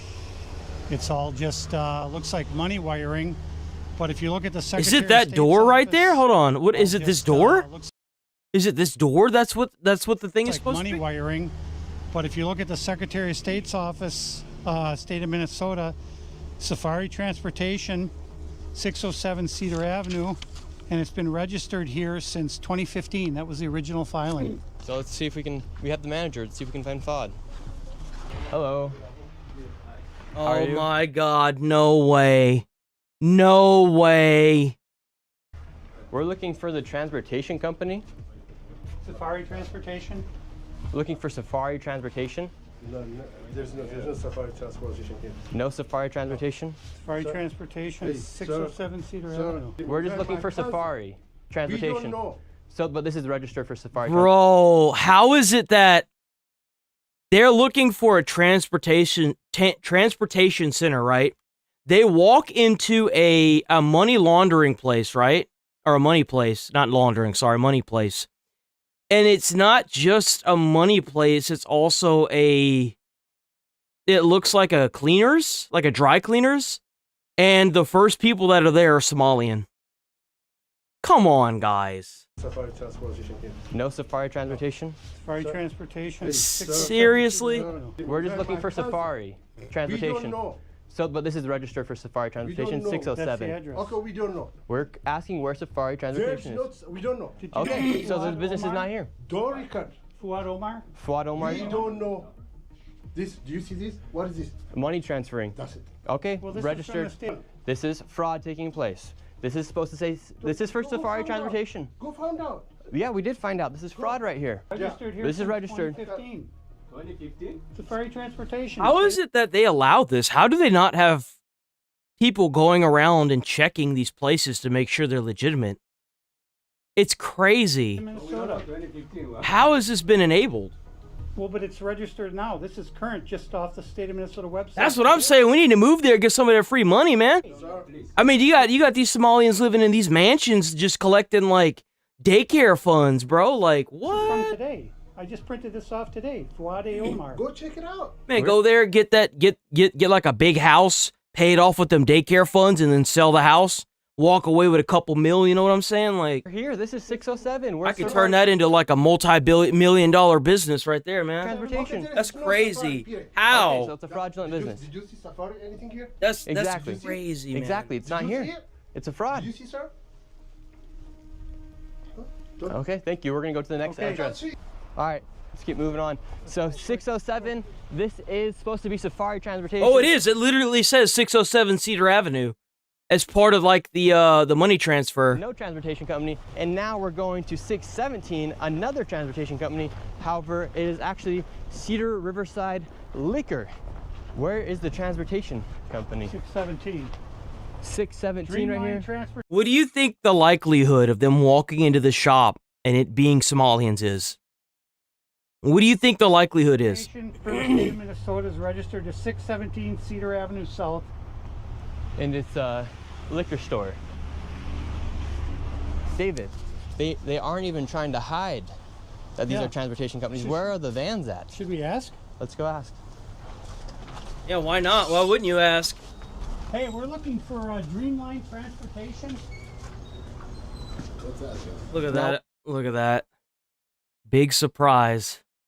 We're in 617, Dreamline Transportation. No. Where is the transportation company? No, we don't have this. You ever heard of Safari Transportation? Safari, I know Safari, that money wiring, 607. The money wiring? Yeah. Okay, that's money wiring. Yeah. We're looking for Safari Maybe Transportation. there, 607. They said they never heard of it. I never did. Safari company, the money wiring, they send money there, that's the 607. So Safari gets the money and then they wire it out. Yeah, the money. That man just said that Safari is actually a money wiring company, so therefore they're receiving money and then wiring it somewhere underneath Interesting. the transportation company. So he said to go here. Suite A right here. And then you have 617A right here, but this is reliable services, immigration, travel, and tax. I do not see a transportation company anywhere. That's crazy. And you can't say that these places are closed. You can't say they're closed this time, bitch. Hey, They're walking into these places. We're hoping to find Dreamline Transportation. You ever heard of it? I've never heard of it. Ask next door. He said to ask here. That you would know. Ask next door. This is a mailbox. It's not a road call. So, Dreamline Transportation. Yeah, why are there mailboxes in here? Nothing more than a mailbox. 834. So it could be one of these mailboxes. Well, Okay, see you later. 607. That's crazy. Transportation doesn't exist. It's actually a money wiring business. 617. It's just straight up a mailbox. They're getting paid $8 million just to have a fucking mailbox? Bro, we doing things wrong in life. Hold on. Line inside of there. What? It's actually a liquor store, and then 617A. Oh, how's it going? 8 A minutes place where late. there's a bunch of mailboxes, and it says reliable. London, huh, bro? TT sir. Bro, you cooking over there, How man. you doing, man? I just want to ask you, Yes, sir. Oh, no way, they got followed. are you sensationalizing the propaganda? What are we to- sensationalizing? To attack our community. What's your final objective? We're Are not you- attacking your are you- community by any means. Are you making We're good money looking. from this? We're looking for fraud. No, I'm For not. instance, can you answer our question? Where's Safari Transportation Company 607? second. It's not there. How and why much- don't you answer? How much money are Why don't you you answer the how much question? money Where's are you 617 making? Dreamline Security? How much money are you making? I make off money of off of this? YouTube. That's how I make my money. Exactly. So you're making money off of sensationalizing. That my job and attacking is. the Somali community. I'm not attacking you guys. We're asking. I'll tell you the fraud is reason why. fraud. It's obvious that the Somali community has no idea what's going on. They were brought here and told that they could make a lot of money if they do this thing, and they're doing it. And the thing is that it's been illegal since day one, and they probably didn't even realize it. Like, it's probably not even their fault that they're doing it, because the people that brought them over were like, "Oh yeah, do this thing, make a lot of money, you'll thrive." And well, Sir. All right. Let me David, tell you the reason why. fraud you're is fraud, attacking correct? Yes. This has nothing to do. Oh, yeah, with absolutely. Race. This is fraud. This Is is fraud. absolutely has to do with us being Muslim. if you see these guys wearing this stuff, they're his security. I think he did this video right after the other one. These are security. He had to hire a security team for this one. No, it does Just not. in All right, case. and us being from Africa, this is a constitutional argument. If you don't want us here, change the freedom of religion. Say, listen, we don't want Muslims in this country anymore. We're not saying that. No. We're not Because saying that. When I go Sir, onto we're your talking comments, about fraud. You're talking. When I go onto your comments, My comments what aren't I see me. is people that say we What, do what his comments say he doesn't control, unless he like bans people for saying certain slurs and stuff. not want Muslims here. Kick every single Muslim in Minnesota out of Minnesota. That's a comment. You are listen. You That's not what I'm preparing. saying. You're preparing for the Somali community to maybe be taken to concentration camps. Just like the Japanese. Bro, there ain't no concentration camps. Shut the fuck up. There haven't been concentration camps in over 30 years, 40 years, 50 years, who knows how long. Concentration camps were like World War I and II kind of stuff, man. Shut the fuck up with that. You bunch of fucking, you don't know what the fuck you're talking about at all. You're sensationalizing. No, we're not. All right, Sir, something that answer can the listen. question. Where That's something where that can, is the transportation something vehicle? that can Like that dude, that older man that you don't really see right now, he's on to something. I wonder how many times, like, he did say that he got beat up by a bunch of the Somalians, that they like caught him whenever he was not aware or whatever, and a bunch of them ganged up on him and beat him up. So I wouldn't be surprised if they tried to do the same thing to Nick now. Answer the question. The safety and the protection of the This is Somali fraud. community. We're talking Why about can't you be this angry at all the Somalians committing fraud? I'm sure there are actual Somalians that want to do the right thing and have jobs that work 9 to 5s. Why aren't you getting more mad at all this fraud and all the Somalians committing this fraud? Why are you attacking Nick Shirley for shining a light into a dark space? Come on. Let's be reasonable here. I'm not doing anything. I'm not physically You're getting very close. I would have had security step in long before. Like, I wouldn't have even sat here listening to this. You can't sit here and try to like talk to these people, bro. They're not gonna listen to you. They don't care. No, I'm not They don't care what you think and This feel. is fraud. What We're you're talking about doing- fraud. what you're doing- You're what you're defending doing- fraud. what- You're when I go defending into your fraud. comments, You're defending fraud. People who hate Muslims Okay, want people us can- out of here people can say for what they being want. I'm not Muslim. censoring That's anyone. part of the Constitution, jackass. You sitting there trying to preach the Constitution. Yeah, last time I checked, freedom of speech was part of the Constitution. Using your material Islamophobes use your material. People Who cares? who hate Islam use your material. Say to us, we don't want you here. Change the constitution. Yeah, that's enough of that. But guess what? Just Let get me him tell out you of here, something. man. Guess Just what? get him out of here. Enough of that. We're asking about fraud. You hate Muslims. I'm not saying I hate Muslims. We're talking about fraud. We're talking about fraud. Why are you attacking us? This are we is the fraud. only community that suffers because of fraud? We're talking about Are fraud. we the only community that does fraud? Are we the only community that does this? Look, there's another one. There's what, 300 Somali This is providers in fraud. all of Minnesota? There's actually I'm not- 800. Don't touch me. Is there like- So, do you speak English? transportation companies. Your security doesn't even speak English. Listen, Yeah, let me tell you so something. see, this isn't a race issue, sir. Listen, let me This tell is you about something. fraud. We have, what, 1,000 providers? Yeah, you guys have a... Even it's 2,000 providers. Okay, you sir. want to sacrifice the safety of Sir, 80,000 people we're not because of fucking 2,000 providers? You know what's crazy? Is they've stolen so much money from Minnesota and American people that their GDP, like Somali's GDP has gone up so much, they're no longer within the reason of like their temporary citizenship. By law, they have to go back because their country has made so much profit just alone by themselves that they no longer fall under third world country citizenship, like fleeing their country. That's the crazy part. They've made so much money off of Americans. They're no longer like the American like law for people running or fleeing countries is no longer applicable to them. That's how much money they have like stolen from Americans.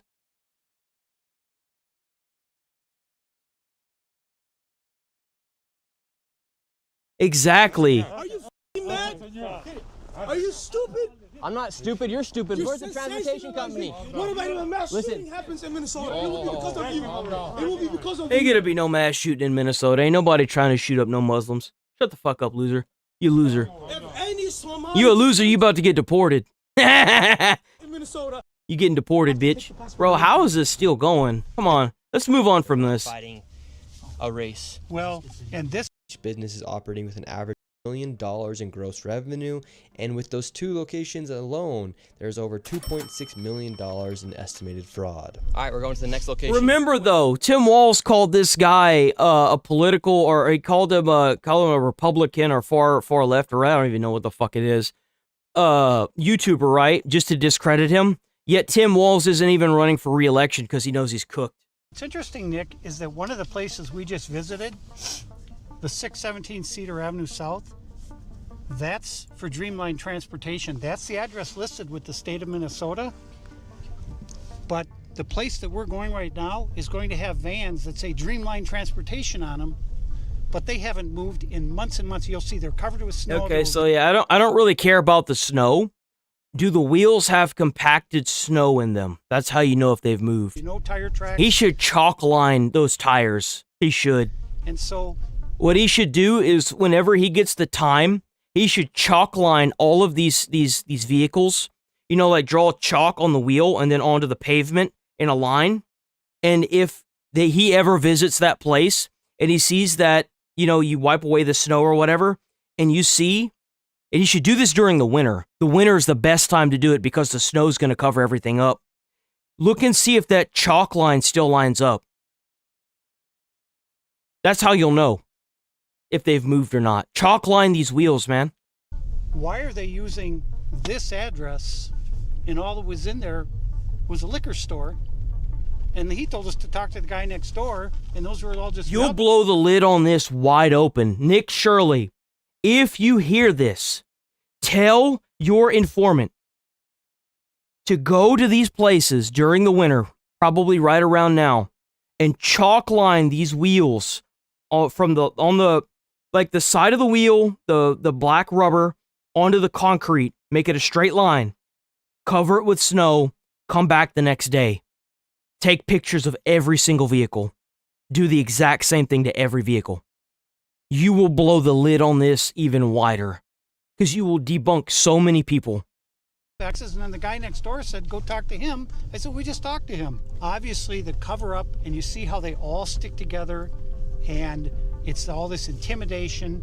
And thank God we had the security we did there, because that would have been Muslims said they are Now we're peaceful. outside of No, it this doesn't look transportation peaceful. vehicle company right here. Yeah, I wouldn't say that it's Muslims. Dude, that hasn't moved in forever. There's ice on the bottom of it. Look. You know how long a vehicle has to be sitting for the snow to melt and then grow icicles like that constantly? Like this shit's almost to the ground. There's no fucking there's no, like, the snow is piled up on the side of the tire, in the tire. Like, these vehicles haven't moved in forever. There's no ice or snow compacted into the tires. Like, what? That's kind of crazy. Like, these vehicles have been sitting here so long that the mirrors have frosted over with ice. Oh, but you know, like, that happens every night. No, dude, not like that. You've got layers of ice. You can see how it's like, you see, like, usually whenever you go outside, you have a thin layer of ice.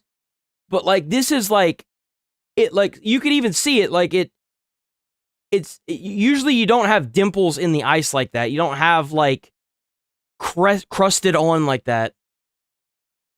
And then the fact that it has icicles, too, like, that's crazy. See, these are the vans that say Dreamline. You can see the sticker on the window and the numbers on the He needs rear. to chalk line these. He needs to go to each one of these. Like, this one doesn't even have a tail light. He needs to go to these and he needs to chalk line them and then chalk line like on the side of the concrete. That's how police officers usually give you tickets. They'll chalk line your tire and then the pavement, and they'll see if you've moved, and they come back in a couple hours, right? That's usually how they get you. None of these vehicles have moved in 8 months. I've been taking date stamp photos. All these vehicles are in the exact same spot they were 8 months ago. And look, there's no tire tracks, so they haven't moved. And this van as well, this is Dreamline. Dreamline was the location where we got chased out from the Somalis on 617 Cedar. He's and right. This is a vehicle from Dreamline that actually didn't even exist. It was a liquor store, and now it's here, and the vans haven't moved at all. Literally, no vans and no tire tracks anywhere. If these vans are being used to transport people, whether it be healthcare, childcare, there would be snow tracks. And there's 1, 2, 3, 4, 5, 6, 7, 8, 9, 10, 11 vehicles here. No snow There's tracks not even footsteps going into the cars either. anywhere. These vehicles. Some are of these not have snow tracks. used, and these transportation companies are making lots of money. Meanwhile, there's actually nothing to show for. Here's all of the vehicles right here. And the vehicles that are coming in and out, like this Toyota. I wonder if someone were to go and steal one of these vehicles, if they'd ever even notice it was gone, you know? It does not have anything to do with transportation company because there's no stickers on it and there's snow tracks. But the vehicles that are supposed to be used for transportation are literally locked in. Snow is building icicles. No one's even came out to remove the snow off the window. These transportation vehicles are not moving. And then right here, David has more paperwork for Silver Mountain. And there's 3 different companies in the same address. Yeah, that's So when crazy. we talk about how all these companies are intertwined, this is a perfect example of that. And this is why these transportation companies are so essential to the fraud in Minnesota, because they allow the fraud to be supported, as the majority of the fraud is from welfare programs like daycares, autism centers, and adult daycares, and healthcare services. They need to leave a paper trail to make it look like something is If you happening. think that nothing's going on here, you're crazy. Man, you've got to be on some next level copium to think that this isn't fraud. Or something's going on here. use these transportation companies to create that paper trail by saying they are moving people from an adult daycare to a healthcare provider, for example, but they actually never provide the service at the healthcare provider. But that paper trail allows them to continue to bill the state for the money and everyone gets paid. That's why this fraud is so deep and hard to dismantle, because quite literally everyone is Bro, it looks like a damn spider web. Holy crap, that looks crazy. All because the state of Minnesota never checks.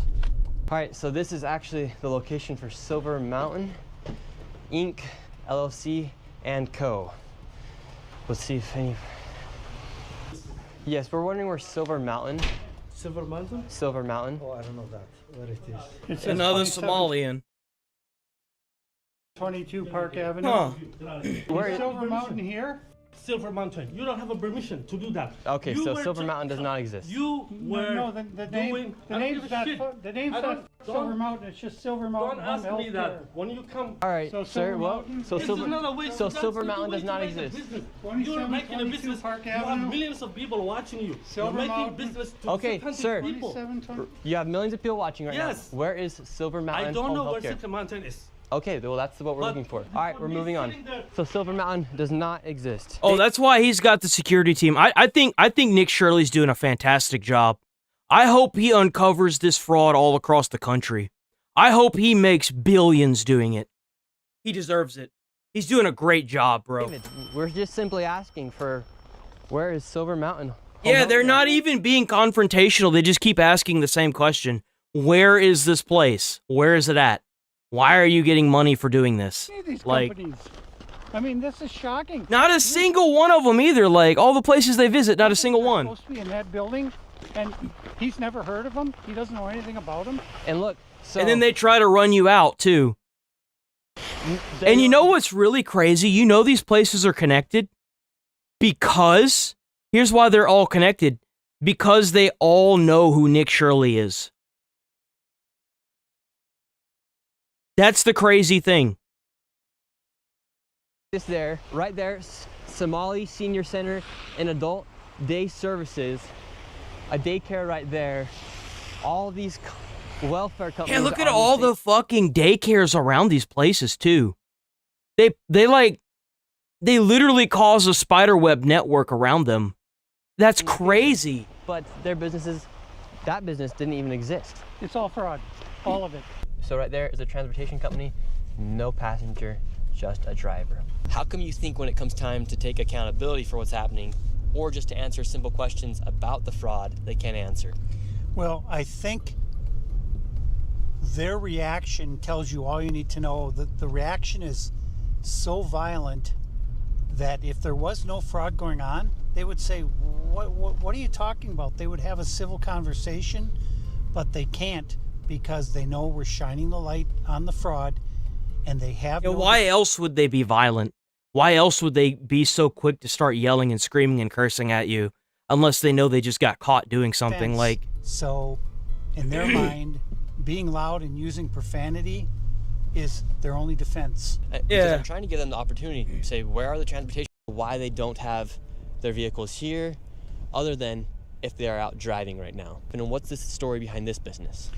Well, this business is new as of March of 2024. Oh. It's Muhammad Malim is the registered agent for 713 Minnehaha Avenue East. You know, I could understand if it was like he's only showing the Somali people and there are other businesses. Don't you think it's a little hard to do that if like every business they're going to just so happens to be Somalian? David headed into this building, however, the owner was not there. We're here at the suite of Epimonnia Transport LLC. There's actually not even a sign here. And anyone here, it looks like there's a guy over here. Let's see if we can talk to him really quick. Do you know about Epimonnia Transport here?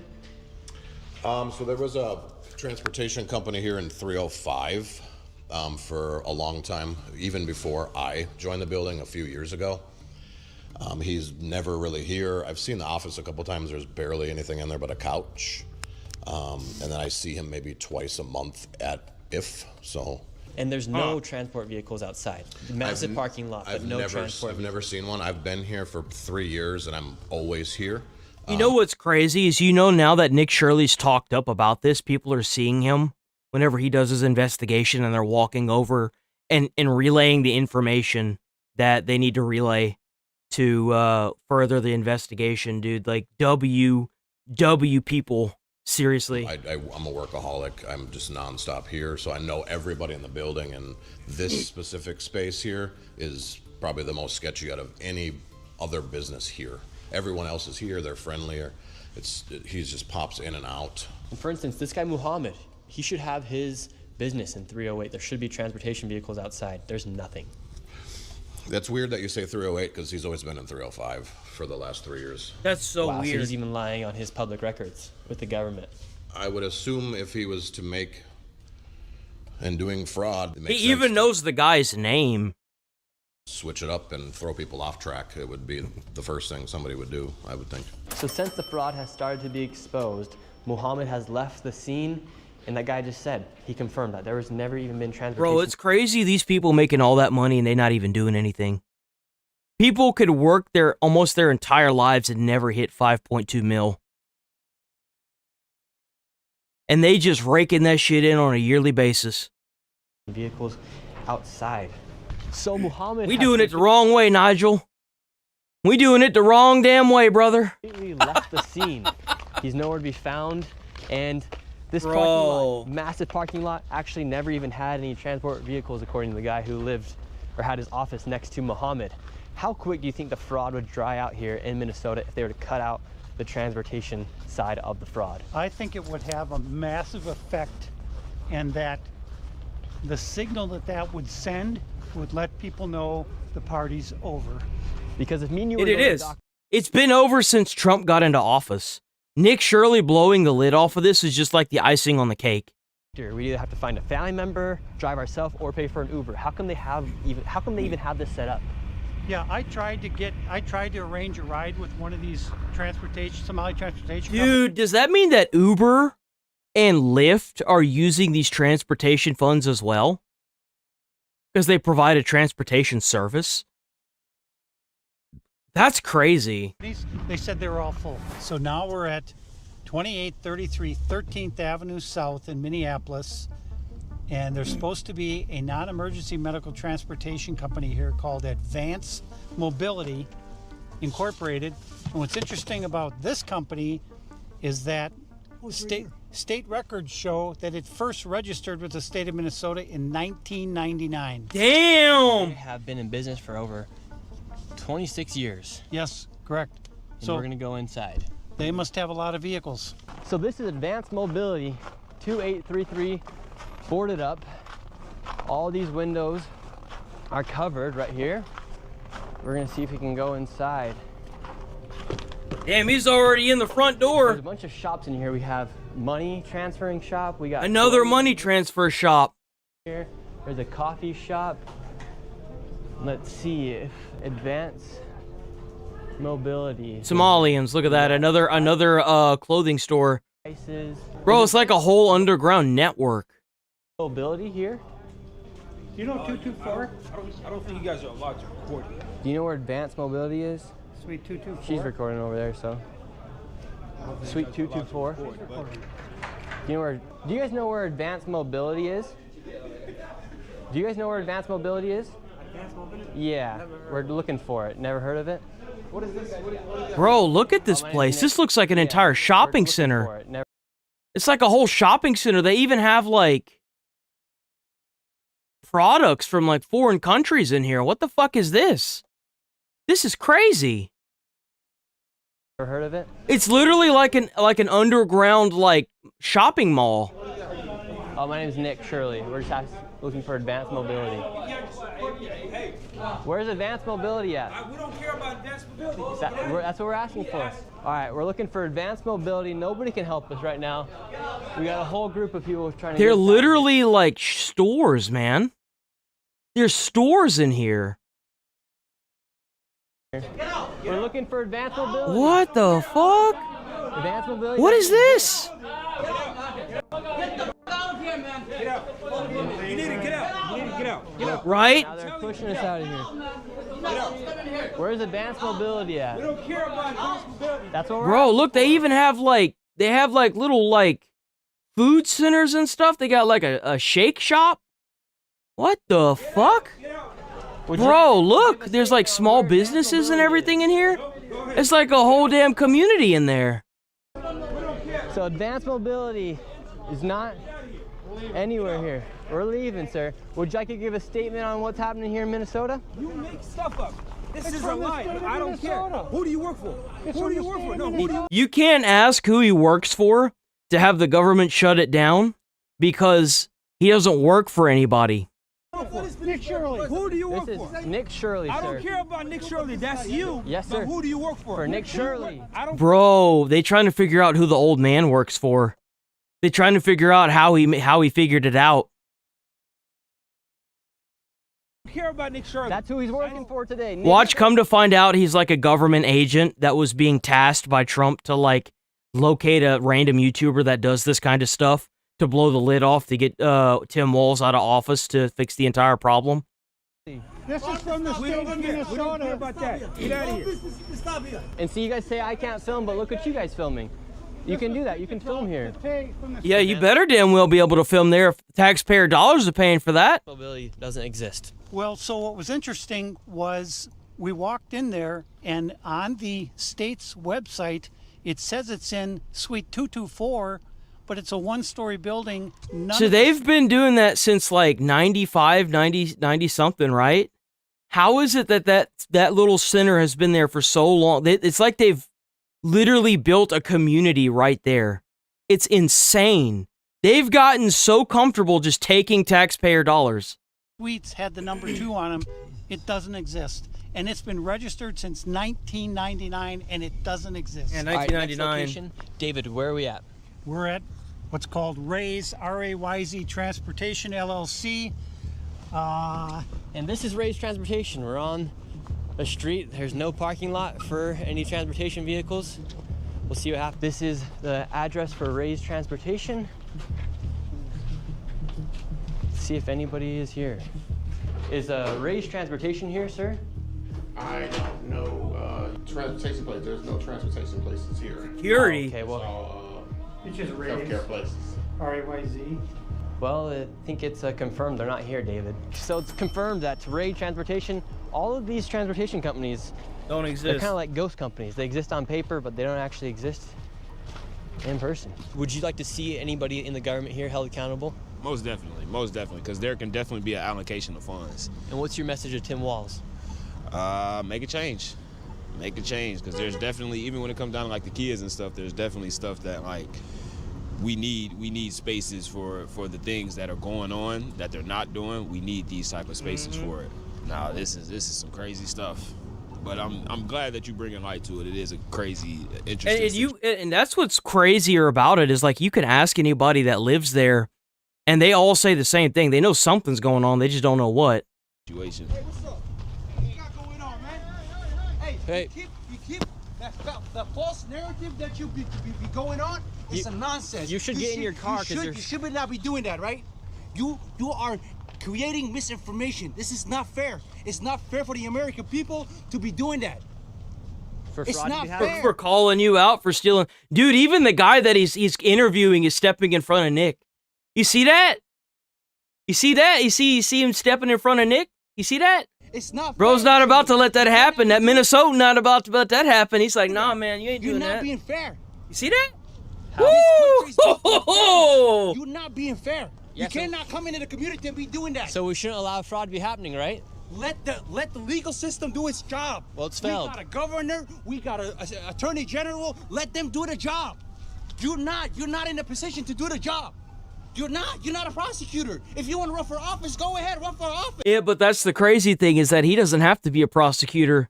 He also doesn't have to work for a place like Fox News to make sure that people like you either end up getting deported or put in jail for illegal activity, like what happened to all them Somalians and all those businesses that got shut down. The Leering Center is no longer a place. It's gonzo. They getting shut down. They getting run out of the country, man. And then on February 1st, y'all all gonna be illegal immigrants if y'all stay here. It's over. It's cooked. You're done. On February 1st, bro. This is That's it. misinformation.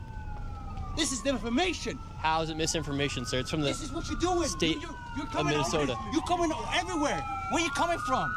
That's a fire truck. That's a fire truck, boy. You see what I mean? We're talking about the facts that's happening here. You can't. It's Southside. It's hot turf. Get it. Sir, we were just having a civil conversation. That guy hopped out of his car in the middle of the road. In the middle of the road about the fraud that's happening. And he's saying that I'm the bad guy for showing light of what's happening here. They're passionate. They're passionate people. They don't want this type of stuff. Either Oh, look, another one. Look, there's another one. to be brought to light. So that's what they're gonna do. They're gonna it's a very tight knit community. You saw it firsthand how crazy it gets out here. He hopped out in the middle of the intersection. So this isn't about race. You're a black guy. They're black, right? We don't have no ill feelings towards you by any means. We're talking about the fraud that's happening. So God bless you, sir. Yeah, who gives a shit? Who gives a shit what race they are? Why are we doing this? So we're doing this, A, because it's the right thing to do. The people of Minnesota and the people of America want this done. Mm-hmm. Fraud is fraud. And when we try and talk with these people and say, look, the main reason we're doing this is to find out why are all these checks being written by the state of Minnesota for companies that don't even exist. That's what we're trying to figure out. It's not a race issue. It's a fraud issue, and fraud is fraud. And so what most people don't understand about this fraud is it is literally in the entire state of Minnesota. It's not just in one part of Minneapolis. Right, and so... Transportation. We have no vans outside right now. Does not look like any vans are outside. Let's go inside, see if Crescent Transportation exists. Crescent Here Transportation. we are, and it's an apartment complex. There's no sign No of shot. any Crescent Transportation Company. Once again, another fraudulent business. That's They crazy. don't even have a storefront to show where they're at. This is an apartment complex. That's So actually this is kind of a apartment nice looking complex apartment right here. complex. And have you ever seen Crescent Transportation out here? Nope. And what do you think about the fraud taking place here in Minnesota? I'm a taxpayer. I don't like it. What's your message? Amen to that. Yes, sir. Prosecute their ass. Take them to jail. And how do you feel knowing that, for instance, right here, a transportation company that receives money from the government is not even here? It's an apartment complex. I just said I don't like it. I'm a taxpayer. I work hard for my money. Amen. People out here fraud, they should go to jail. And should Tim Walz go to jail? Oh, he cricket too, huh? All them cricket, all the politicians. My daddy ain't never liked none of them. So that right there just confirmed that this is an apartment complex. Right, and so the cities have specific rules governing operating businesses out of apartments. They do not allow transportation companies to park vehicles in an apartment parking lot. None of the cities in the Twin Cities allow that. Because even if you were to be running a transportation company out of your apartment, there's nowhere to park the cars. Well, where are they? Yeah, there is none. There aren't There's any. no. I love how like the debunking thing was like, an ex said a lot. It was like, oh, cars build up, snow builds up on cars all the time, da da da da da. And it's like, you're running a transportation company with no fucking cars, bro.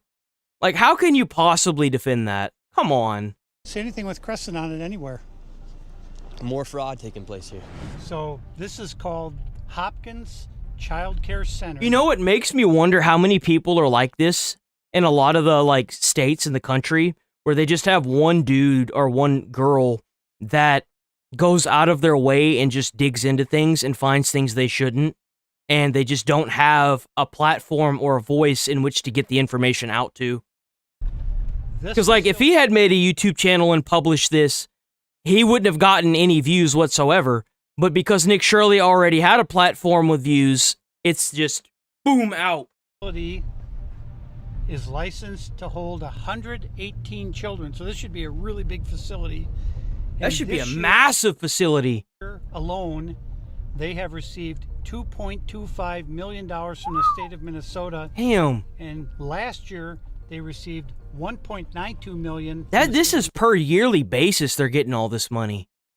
Bro, like you gotta be kidding me. of Minnesota. And then you got like recently the Minneapolis planes got stopped, or they had been under investigation for a long time, and they had been finding like Somalian passengers or like passengers in general that had millions of dollars worth of like money in bags, like in Ziploc bags inside of their luggage. It just never ends. This facility in the past 5 years has been in the top 10 for the most money received from the state of Minnesota. Like, we're talking like hundreds of thousands of dollars. Plenty of children. There should be footprints of children walking in and out. This should be a very busy place, yes. So this right 118 here kids is a lot of Hopkins kids. Child care center. They're receiving over $2 million a year. All of the windows are completely blacked You don't out. find it odd that it's like every time they go to these places, they're always blacked out. You can never see inside of any of these places.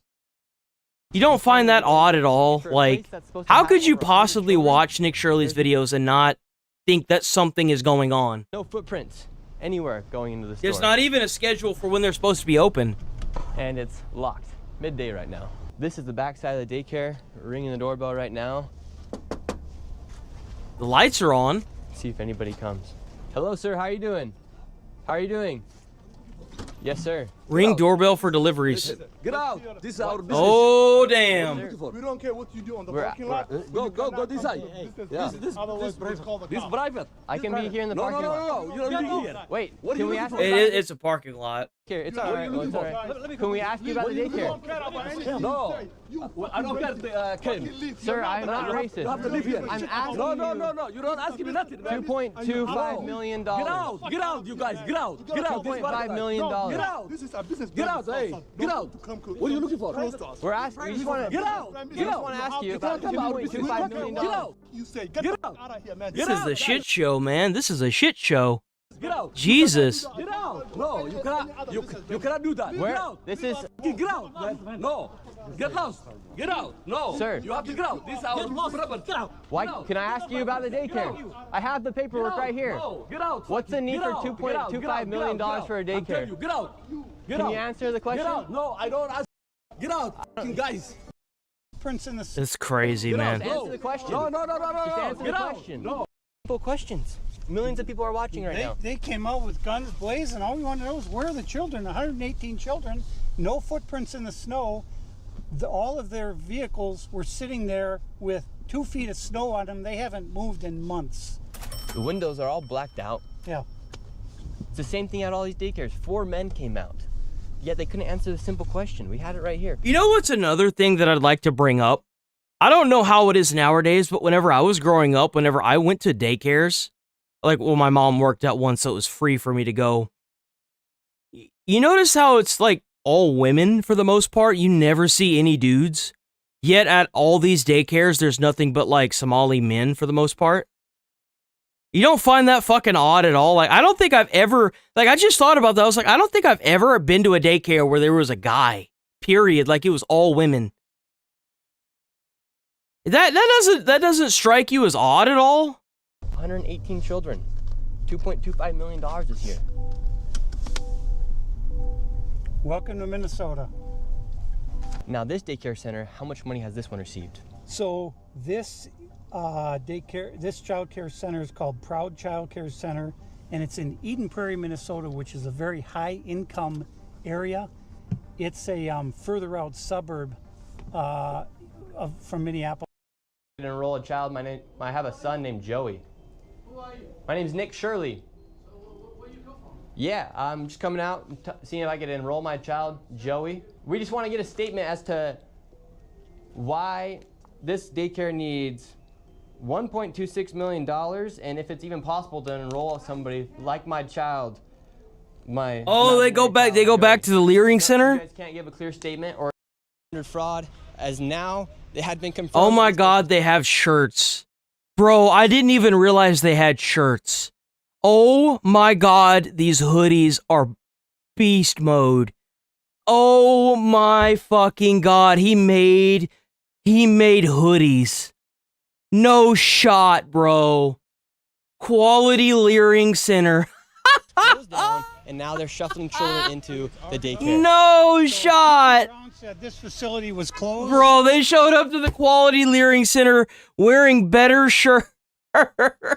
And now magically it's full of cars. So how can it be closed if people are coming and going. Fraud. Why do you have everybody? Interesting. Yeah. Okay, this is the owner right here. They can record. We just need the property. So you guys can record. So how come Yeah, supposedly this place was closed. Look at the sign. Look at the sign. Look at the sign. Oh my God, you can see the leering through the fucking paint. No shot. Bro, what is this dude? Oh my God. Yeah, supposedly this place has been closed down. How are there people coming and going? What? What did you just do? You just closed it, brought it up with a new name? building was closed? Bro, you might as well just take that sign down back there. That's embarrassing. We're trying to speak to the owner. They won't even answer a simple question. Look, now he's going inside. Hey, sir, don't run, though. It looks suspicious when you run, brother. And you can smile, but bro, sir, just I'm right here. He's right here to speak to you. I'm right here. Don't do that. Damn, there's other people. There are other people on the sidewalk now. There are other people that are recording it, bro. They all want to know, where's the money going, buddy? You get that big old shit in green, your ass is cooked. Oh, you can't defend the fraud. Oh, come on. At the daycare, do it. Hey, not at the daycare, doing the middle finger, though. Yeah, that's right. They in front of a daycare.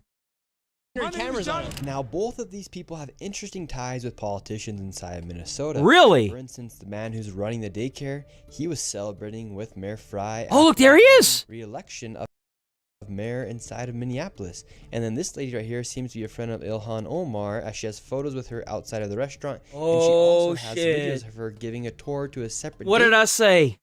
What did I fucking say was going on? I fucking said it, bro. Care to Mayor Fry. It really makes you wonder why these politicians haven't fought against the fraud, knowing that it's happening in locations like Quality Learning Center. That's crazy. Meanwhile, they're taking photos and celebrating with them at events. What's your message, people, about the fraud here in Minnesota? This is part of the cover-up. They're trying to cover I their bet tracks. it all comes to a head right there at the qual. Look in the background. Look in the background. Look. Minnesota. Look her in her car. The cover-up. They're trying to cover their tracks. So, let me say this on camera. If you can prove that any of the information that I have here is false, I'll give you $100,000 cash. Okay. If any of it's false or inaccurate in any way. Anybody want to take me up? And if you can't prove it, you have to give me $100. 100%. Damn, I wonder if that place stays like that constantly now. They just have people outside recording it. I'll give you $100,000 if you can disprove my information. See, they all went silent. Silent. Yeah, that place. A lot of people know about that Leering Center now, boy. Anybody? Your $100 versus my $100,000 cash. They're all silent. What do you think about the fraud here? Hey, the fraud here in Minnesota, I ain't gonna lie, it's crazy. Like, what do you mean specifically? What do you mean? Yeah, how do you feel about this daycare, for instance, receiving $1.9 million? And they couldn't even spell learning right. They spelled leering. Hey, man, Somalis, they're an interesting creature. I'm not gonna lie, I can't say too much. I'm already too hot. But, I mean, Tim Waltz, you gotta solve this stuff. Minnesota really cracked down on this because they've been doing this for years. So. Should Tim Waltz be prosecuted?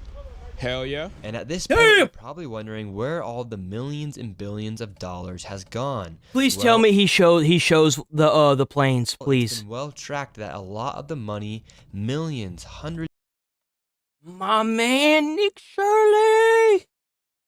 of millions of dollars has been funneled through TSA at the airport inside of Minnesota. It's been well tracked and documented. Even in 2017, there was reports coming from the local Fox News station, and I was actually able to meet up with the signs have always been there. They just didn't know how bad it was. a whistleblower who used to work as an agent at TSA on the side of narcotics, and he saw millions of dollars go through TSA. And what? It's a whistleblower, bro. Let's go. As an agent at TSA, and I was actually able to meet up with a whistleblower who used to work as an agent at TSA on the side of narcotics, and he saw millions of dollars go through TSA. And what kind of fraud did you see take place here in Minnesota? So I worked for the airport police for 31 years. 24 of those years I worked in narcotics at MSP Airport. And it's Minneapolis Airport. My recollection was from about 2015-16 to 2021 when I retired. I would get emails from our dispatch saying like 2 male Somali descent individuals. They would give us their names. They claimed the cash, that they had a large amount of cash at the checkpoints. We'd get all this information in an email, and I believe they would send it right away. So TSA would contact our dispatch telling us this, then our dispatch would relay the info via email to us. And how much was the money? The money, the smallest amount in a suitcase that I heard was like $750,000. But generally, holy shit, it was anywhere from $1 million to $6 million in a suitcase. And there usually was, as far as I can remember, there was always 2 individuals traveling. So you would have maybe one guy with 2.2 million and another guy with 3 million. And at airports, you're able to take $10,000 without declaring it. How are these guys able to take millions of dollars? Because as far as I know, as long as they declared it, they were fine. So then TSA would contact HSI and Customs, and I'm sure they got the information. We got the information. My administration knew about it, and I trust that they sent that on to higher state officials on this, but nothing was ever done the whole time I was there. I talked to one individual.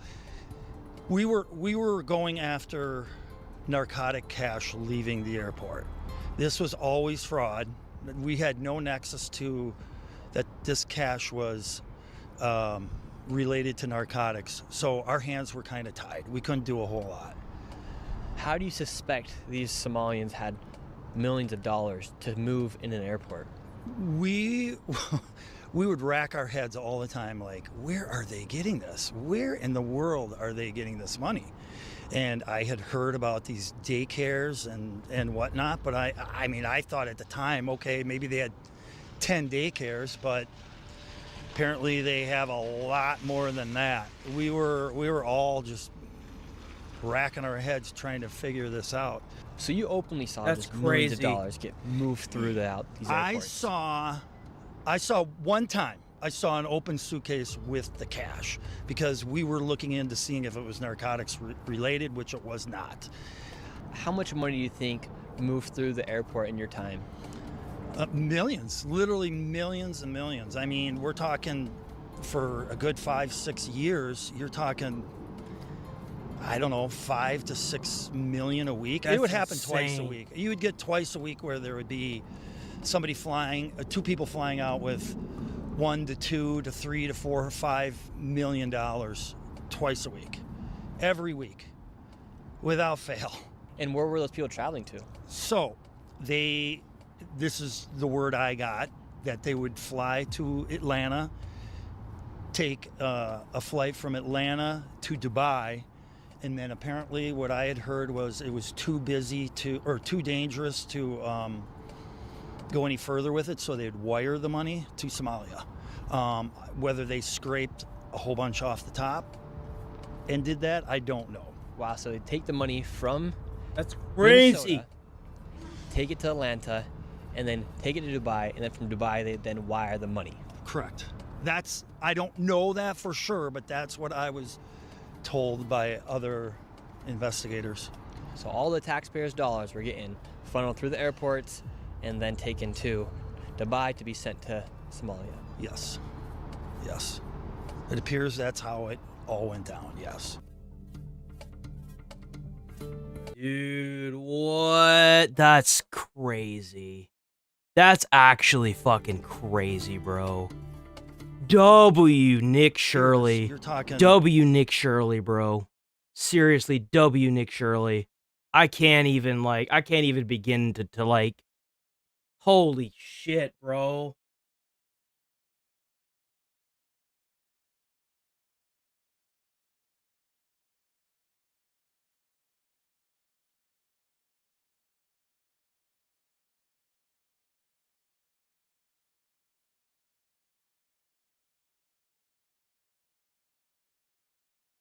Yet another Democrat making a comparison to fascism. This time, Minnesota Congresswoman Angie Craig. Bro, it's so unprofessional at this like point to sit here and continue calling your political opponents fascists and Nazis. Come on. Likening the current environment to what we saw in the 1930s in Germany. I'm not in the room with leadership, but what I can tell you, what is happening in America, the path that we are traveling certainly reminds me of many of the images I would go out there and saw do it in the 1930s in Germany. And we should stand up to this lawless administration. And right now, nothing should be off the table. Joining us now to react is senior writer for the Washington Examiner and Fox News. Particularly on a street, honk her horn for 3 minutes, and then have her wife get out of the car, antagonize the ICE agent that was involved. And then apparently, because it was a political stunt, because ICE told Nicole Good to get out of her car on multiple occasions, and instead, when her wife said, "Drive, baby, drive," decided to take off, accelerate her car into an ICE officer. As Todd just reported, that ICE officer, obviously, when you watch multiple videos, was hit and obviously is now suffering, or at least did suffer when he went to the hospital, from internal bleeding. So, yeah, maybe we wouldn't have so many ICE agents attacked at this point if politicians like Angie Craig, who you just showed, or Tim Walz, or Mayor Jacob Frey didn't compare them to the Gestapo. And what are they doing, by the way, ICE? I believe the Gestapo wasn't expelling and deporting the most dangerous criminals who entered the country illegally in 1930s Germany. So we're talking sex traffickers, we're talking rapists, we're talking child molesters, and instead you see ICE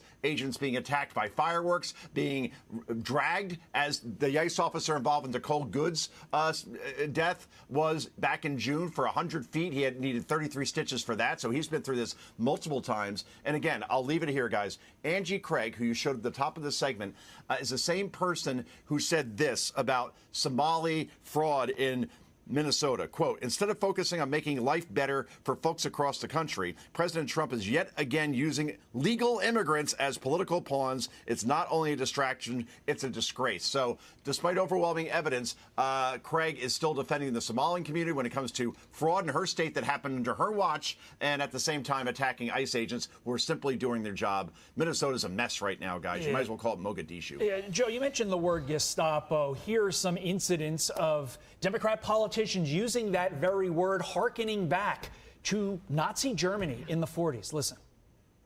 Donald Trump's modern-day Gestapo is scooping folks Bro couldn't even say it. Still didn't even pronounce it right. It's Gestapo. Off the streets. They're in unmarked If you're going to call someone a name, man, make sure you at least call them the right name.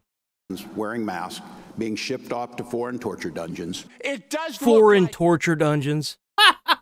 a Gestapo operation. It does look like the Gestapo. This is what happened in the early days of the Nazi regime. Joe, when Democrat politicians, our so-called leaders, use words like Gestapo to describe ICE, doesn't that really provide what I'm going to call cover to the perpetrators of the type of violence that we have seen against ICE over the course of the last week in Minnesota, specifically last night? Yeah, Todd, when you call somebody a Nazi, that gives any person the right to attack and even kill that person because, hey. And you know what's crazy? You can tell these people are so misinformed. They don't even know what the hell a Nazi is. They don't know what the Nazi regime looks like. But I guarantee you, any person that survived the Holocaust who may still be living, I don't think there's that many left, would tell you that ICE agents are nothing like the Nazis. I promise you they would. Hey, if you were back in Germany in the 1930s and you could kill a bunch of Nazis and Hitler, wouldn't you take the chance in order to save the world? Like, that's basically their argument. It justifies, it's a permission slip to violence. The same thing that we saw with Charlie Kirk because, well, they didn't agree with his language. And you know what? That's what's also crazy about it is Kirk got killed just exercising his freedom of speech. And it just wasn't enough for them, was it? It feels like it feels like it doesn't really matter. They're always going to use the same. You can't just eliminate your political opponents by calling them Nazis. You can't do that, man. It's never going to work for you. Just like, oh, I don't agree with someone, so they're Nazis. That's not how this works.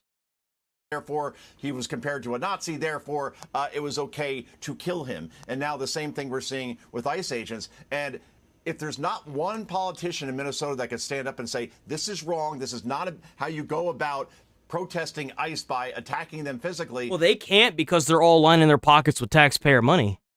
All the way up to Ilhan Omar. That's why you see pictures and videos of Ilhan Omar with the fraudsters at the Leering Center. Well, obviously. This is only get worse before it gets better. John Fetterman of Pennsylvania literally is the only Democrat that I've heard who's gone on national television to say that I support ICE, I support what they're doing. We need to get dangerous illegal criminals out of this country. Literally the only one who will stand up and do that. Unfortunately, there are hundreds that will not stand up and do that. And this is the reality you're going to see, just like we saw in Portland a couple of years ago. Every night's going to be like this for the foreseeable future, as long as Tim Walz, Jacob Frey, and Angie Craig are in power in Minnesota. Yeah, there is one Democrat think tank. It's a think tank called Third Way. It's urging the left to drop the Abolish ICE slogan. They call it lethal to independent voters who the Democrat Party is trying to attract. They say that the slogan should be abolish abuse, not ICE. Sound advice. We'll see if it'll stick. I remain skeptical. Oh, Joe, boy. thank you so much. That was a mouthful. Let's see. Breaking Iran protests no longer a sentence to death. Painter with the new details overnight out of Minneapolis. Chandler. Hey, Todd and Carly. So according to DHS, that ICE agent is in the hospital after being ambushed during an attempted arrest of a Venezuelan illegal migrant in Minneapolis. You know what's really sad is that these ICE agents are so hesitant to use lethal force against these assholes that they're ending up in the hospital. Just saying, quote, while the subject and law enforcement were in a struggle on the ground, two subjects came out of a nearby apartment and also attacked the law enforcement officer with a snow shovel and broom handle. As the officer was being ambushed and attacked by the two individuals, the original suspect got loose and then began striking the officer with a shovel or broomstick. Fearing for his life and safety as he was being ambushed by three individuals, the officer fired defensive shots to defend his life. Hell no, you know what he needed to do? He should have unloaded at least 2 clips in each one of them. That's crazy.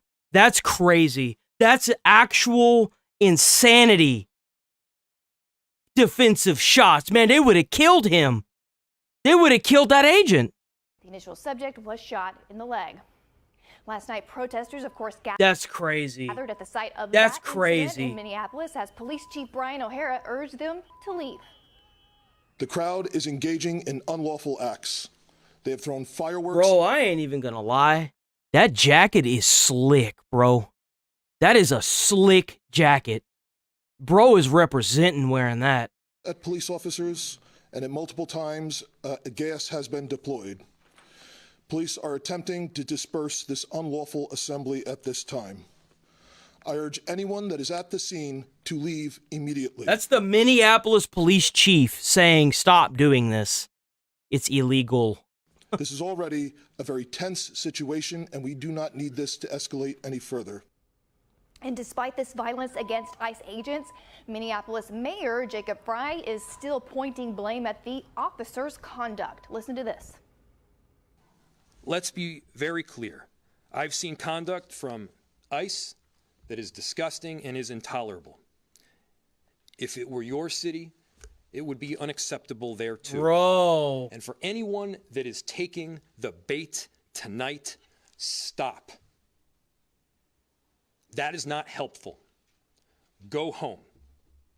We cannot counter Donald Trump's chaos with our own brand of chaos. Oh, okay. All right. Okay.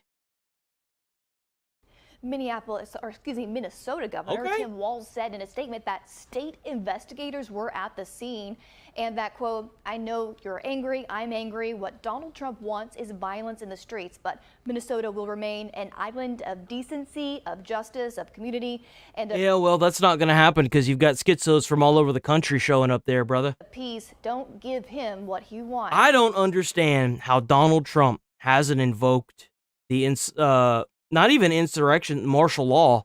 You got ICE agents being ganged up on your streets now while they're trying to capture these illegal immigrants. Like, you need to, what are we doing, guy? Why is Trump dragging his ass on this? Come on. Well, the Venezuelan suspect You are hurting a hell of a lot more people than you're helping by dragging your feet. shot in the leg is now in DHS custody. And of course, this all comes 1 week after Renee Good was killed by an ICE agent for allegedly attempting to run him over with her car. Guys, back to you. Janley Painter, thank you. With that, let us bring in retired FBI Supervisory Special Agent That's Jason crazy. Pack. And Jason, doesn't last night's brutal That's attack— just crazy, man. That's crazy. Oops, hold on. If I'm not mistaken, the killing has finally stopped in Iran, supposedly. We both believe in something called peace through strength. If, in fact, the killing did stop, and that will be confirmed by our intelligence community, if, in fact, those executions did not take place as scheduled today, there's only one reason and one reason only that would have happened, and that is they feared Donald Trump, the guy that took out their nuclear weapon sites. Mm-hmm. Sean, that is 100%. That our enemies are terrified of President Trump. And the world is safer when our enemies are scared of the U.S. Commander-in-Chief. One of the reasons the world got so dangerous under Joe Biden is he was He just didn't do anything. He did nothing. He did absolutely nothing. so weak and so incompetent that our enemies didn't fear him. And we went from peace and prosperity, which he inherited from the first Trump term, to chaos and war across the globe. And the world is safer when we have a strong president. And I'll tell you, we are living right now in an extraordinary time. We are living in a time that is historic and momentous. We could see— What's really sad about what's going on in Iran is that they probably won't kill the protesters right now, but I guarantee you they're going to start doing it over time. They're going to look at all the footage that they have, and they're going to start tracing people back, and they're going to individually find these people and kill them for taking part in this. I guarantee you that's what's going to happen. I can almost promise you that's what's going to happen. in the coming weeks and even the coming days, the regime in Iran fall. The Ayatollah and the mullahs removed from power by the Iranian people. Over 1 million of them are rising up. We've already seen Maduro taken out of office, and we could see a free and fair election in Venezuela. And we could also see the communist regime in Cuba fall. All of that could happen in the next 6 months. And I got to tell you, if those three things happen, crazy. We are seeing a reordering of global power. You know why? Because you've got all these dictators that have been in power for so long, and nobody can afford anything because they're hoarding all the wealth at the top. That's why. People are literally struggling to get basic necessities like food and water, and then they have the internet and they can see how Americans are like, they can at least get food and water for free. Well, they can get water for free for the most part. And they're like, they're rising up against these dictators. I can't say I blame them. I mean, like, our country's not the best, but it's definitely not as bad as a lot of these places. Order of magnitude of the Berlin Wall being torn to the ground. And all of that is the direct result of having a president, having a commander. You realize that within the next 20 years, we could be seeing the end of dictatorships? It's kind of like an unspoken war that's going on between dictatorships and democracy. You see all these people that are under these dictatorships suffering, getting killed, not having fair elections, having stuff taken away from them without them wanting it being taken away, and they had no say in the matter whatsoever. Starting to rise up against their own governments because they see what's going on in democracy It's like a silent war almost.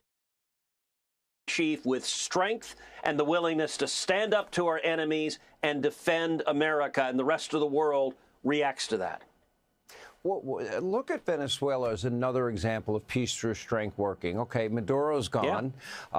You have a leftist vice president that It doesn't even have to. They don't even have to go from a dictatorship or a communist country to a democracy. But when you have somebody that's running it and literally taking everyone's money and sending it overseas to terrorists, it's only a matter of time before the people try to overthrow you. Doesn't matter how many of them you kill. To every demand of President Trump and Secretary Rubio, I know, has been in contact with this woman.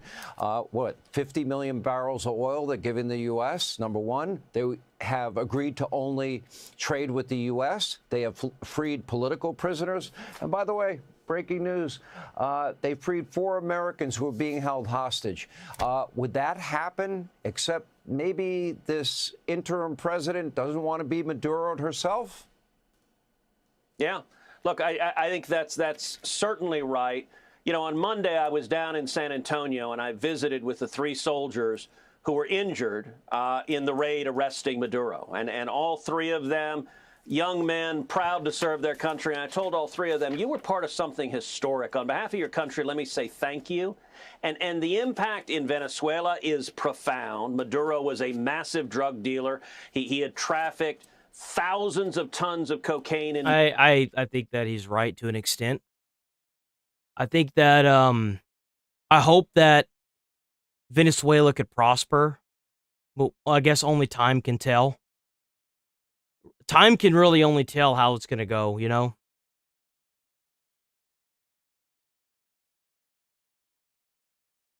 So Kai Cenat's under a little bit of heat again. He made a post, I think either yesterday or the day before, saying he was gonna something about retiring, or like he's been known for taking like extended breaks and then coming back. So I wouldn't be surprised if he comes back. Did he tell you what I said? Yeah, he said you thought it was edited. No, I'll tell you what I said. Tell you exactly what I said. Miz gave his Mount Rushmore. Yeah. Right? And then he gave like OG. He gave like Soda Poppin' and Wreckful and all these OG. Yeah. And I said, oh, I guess for some people, Mount Rushmore is for the OG. Yeah, I seen that, yeah. Okay, and so if that is your thing. Guys, Mount Rushmore is for the OG. And then the whole I don't think I'd ever want to visit Mount Rushmore. Why the hell would anyone want to visit that? That's weird. Guys, if you're gonna ask me a Mount Rushmore and want a non-Mount Rushmore idea, it's like saying, guys, who's on the Mount Rushmore? Barack Obama, George W. Bush. Like, dude, these are modern presidents. This shit was carved in rock like fucking 500 years ago, dude. Like, what are we doing? Yeah, like, what are we doing? Why are we carving fucking people in rock now? Like, come on. We live in the digital age. We could just like digitally put that shit onto the fucking rock. Like just like projector it onto the rock. Like, what the fuck are we doing? Then Kai and Speed are at the top of the heap now. No, you said no. And then you said therefore Kai and Speed wouldn't be on. No, I said they're at the top of the heap now. So then Kai and Speed wouldn't be on Mount Rushmore. Now you had said like you can't. You already told me that I was on Mount Rushmore because you was in front of me. Oh no, you saw that. No, I had you on that. I meant the clip. No, you said to Miz. Damn, he's correcting him, bro. That if you don't know who this is the CEO of Twitch. That's who that is. And Kai is just not going to bend over and be like, no, like. You said the only reason why you put me on Mount Rushmore is because you was in front of me. Yeah, it's okay, bro. Okay, I might have said that, but that's just. Yup, there it is. Like, I hate it whenever people try to gaslight you into thinking that you saw something that you know you like, either that you misinterpreted something or that the way that they framed it was different than what you saw, but you know what you saw, you know what you heard, and you can't just gaslight people into saying they didn't hear or see what they saw or heard, you know? Damn. But why is it tweeting this? I told John though. I might have said, but then I guarantee you, I might have said that, but they edited where they said. Oh, they edited it now. Okay. Damn, bro. I don't get it. Don't you just love it? Don't you just love it whenever all these people that are in these places of power everywhere just have no fucking accountability? Just none? Doesn't it just make you just happy and happy with everything? I told John though. I might have said, but then That's crazy. I'm That's crazy, bro. Hitting it. It's the type of.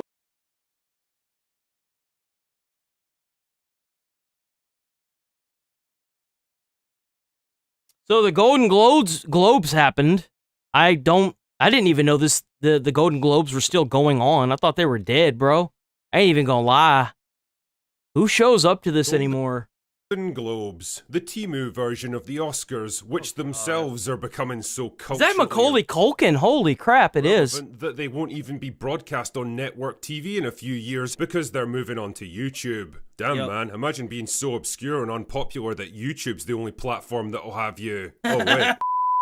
Anyway, the Globes have been part of Hollywood's annual collective circle jerk, better known as awards season, for more than 80 years now. There's only one pair of Golden Globes I care about. I know, right? Apart from being yet another venue for pampered... Oh, that was so fucking embarrassing. What a fucking schizo, this guy.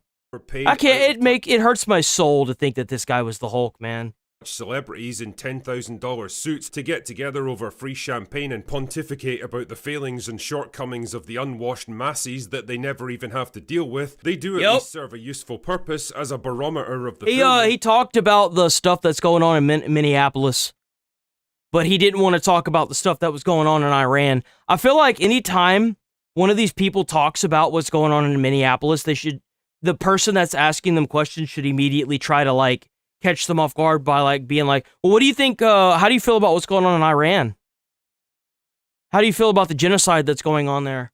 Industry, how it's feeling about itself, what it still values, and what kinds of projects it wants to uphold and push on the public. The slight problem here is that, well, nobody really gives a shit about them anymore. Nope. In fact, props to host Nikki Glaser for pointing that very fact out in her opening monologue. Yep. The Golden Globes, without a doubt the most important thing that's happening in the world right now. Ha! Fucking sick burn.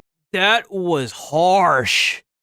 God damn, you know she probably walked out on stage not realizing that she probably got like a contract and they probably like fucked her over in the contract and she didn't realize it until like last minute. Nikki. Anyway, for those of you who couldn't be bothered to actually watch them, which I'm guessing is just about all of you, the big winner of the night was one battle after another, with 9 nominations and 4 wins. No big surprises there. If ever a movie was designed purely to scoop up awards rather than entertain its audience, it was that bloated, tedious, pretentious... I've never even heard of this movie. What is this movie even called? Slow piece of domestic terrorism propaganda that advocates every correct opinion it's possible to have in Hollywood, headed up by a pair of actors more desperate for validation than a female fitness influencer. Jeez. It was always going to get lavished with praise and awards because it represents everything Hollywood wishes for in the world today. Yeah, it was a completely embarrassing flop at the box office, rejected by a general public that's totally burned out. I love that these movies in these games keep getting awards and nobody watches them, nobody plays them.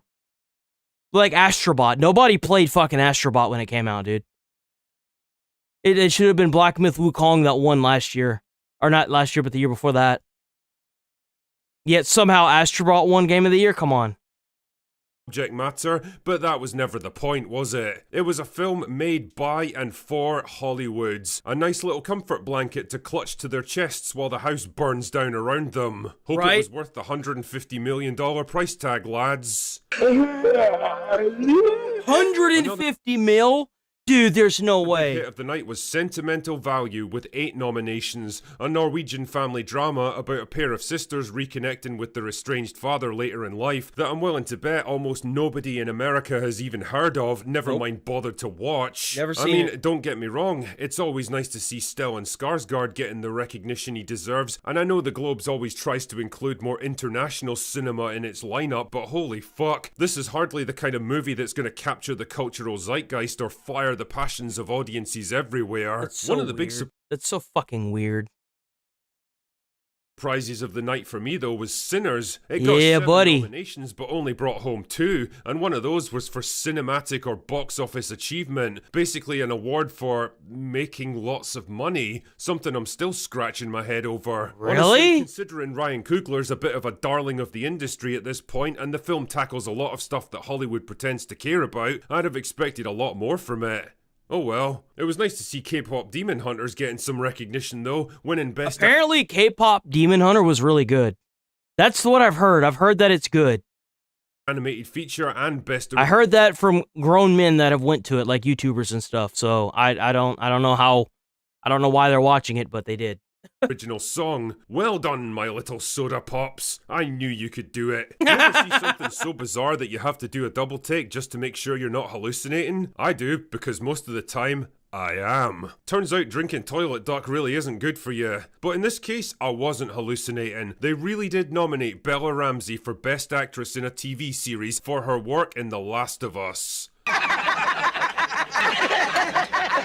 Really? Who in their right minds looked at this and thought, yeah, that's an award-winning performance right there. I'm gonna be a dad. Either that or it was the biggest shitpost of all time. Probably my favourite moment of the night though was Ricky Gervais winning Best Stand-Up Comedy, a guy who made it his mission to shit on the Golden Globes and the entire Hollywood establishment in one of the most brutally... Have you noticed how all these actors that grew up in Hollywood, they're all like brutalizing Hollywood now? Now that all these like allegations and stuff have like come out like with rampant fire and stuff. Like all the allegations of like sexual misconduct and all that stuff. And now the OGs of Hollywood are starting to take fat shits on it. Than diatribes ever recorded on screen. And yeah, I know it's been replayed like 1 billion times, but fuck it, it's so good that it bears repeating. Well, you say you're woke, but the companies you work for, I mean, unbelievable. Apple, Amazon, Disney. If ISIS started a streaming service, you'd call your agent, wouldn't you? You're in no position to lecture the public about anything. You know nothing about the real world. Right? Accept your little award, thank your agent and your God, and fuck off, okay? Boy, that escalated quickly. I mean, really, he was up against the likes of Sarah Silverman, Kumail Nanjiani, and Bill Maher. Not exactly laugh factories. What's awesome, though, is that Wanda Sykes, of all people, had to collect the award for him. You know there's some people pissed off that a queer black woman is up here doing the job of 2 mediocre white guys.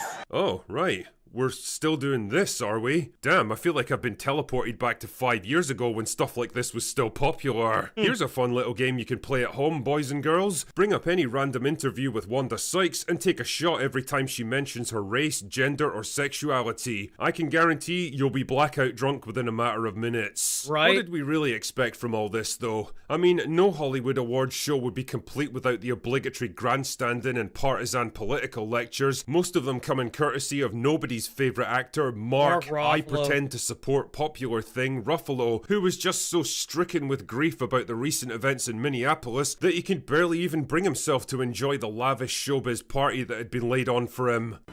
Bullshit! I mean, he still showed up in his tailor-made tuxedo though, didn't he? I gotta be honest with you. I love hearing from these people that'll never have to work a 9 to 5, that'll never have to struggle with rent, that'll never have to worry about being surrounded by illegal immigrants taking up places around you and causing gang violence and shutting stores down from stealing stuff in the stores and genuinely never have to worry about, being the majority of the population in America. I love hearing their takes on how we should be living. I'm not feeling so great. You're not looking too good either, Mark. What are you, like 70 or something? I don't know if I could pretend like this crazy stuff isn't happening. We have a president who says the laws of the world don't apply to him, and we could rely on his morality, but he has no morality. Honestly, making this pompous, self-righteous retard famous was arguably one of the worst things the MCU ever did, and I'm including She-Hulk in that. Attention-seeking opportunists aside, though, my big takeaway... Yeah, I'm not hating on K-pop. I mean, whatever that... I don't even know what the name of that movie was. I'm not hating on it. I'm just like... It makes sense why some people went and saw it. They went and saw it probably mostly for, like, the meme and stuff, but it's still... I don't know. Like, it's different if your wife or your, like, you know, someone you're dating wants to see it. I don't think I could do it, though. I'd be like, I don't think I can watch this. I'm sorry. The whole event was just how flat and subdued it all seemed. There was this weird atmosphere of embarrassment and self-consciousness hovering over the evening, like everyone involved knew. And you know what's even crazier? Is you hear the political take from these rich fucks that don't have to deal with anything, and it's always the opposing political take on whatever you feel. Well, like, when it comes to Minnesota, for me, it's obviously opposing. And it's like, you don't even have to live there, so what do you care? Like, you're rich in one of the best countries in the world to be rich in. Like, why do you even fucking care about... Why ruin your career talking about politics at an awards show? You're asking for trouble, man. Especially, like, whenever the political climate changes... And it either gets worse or a little bit better, like, you're gonna alienate yourself. That's all you're gonna do. Like, I talk about politics because I'm making money off of it. Don't talk about it if you don't have to. You're setting yourself up for failure. Even if you feel a type of way towards something like politics and you made all of your money on movies, stay the fuck out of politics, man. Leave that shit at home. Pointless and irrelevant. Don't ever bring politics up at a job. That's the first thing they tell you when you get hired. Don't bring politics up at a job. You will fucking alienate a lot of people around you and you may not even realize it. They knew they were presiding over an industry in decline, presenting meaningless awards for films and shows that most people don't even care about. And to be honest, they probably should feel embarrassed about themselves because Ricky Gervais was right all those years ago. You're in no position to lecture the public about anything. Yep. You know nothing about the real world. Come up, accept your little award, thank your agent and your God, and fuck off. Okay? There you go. Anyway, that's right. That's all I've got for today. Go away now. It's just such a joke, man. It really is. So disgusting.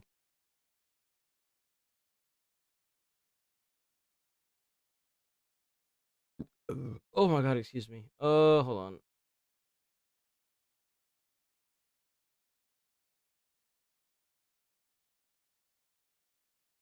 But that's right, fucking Hollywood. Ah, no. Oh, that was close. I'm so happy I'm not signed in. Oh, that would have been bad. The Golden Globe. Let me think.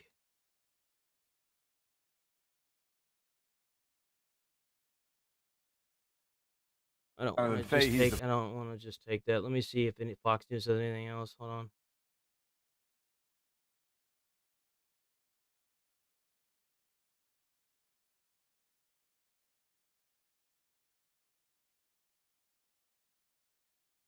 Oh, damn, look, it's what I had said. Look, I feel so validated. Oh my fucking God, I feel so validated. I feel so validated, boys.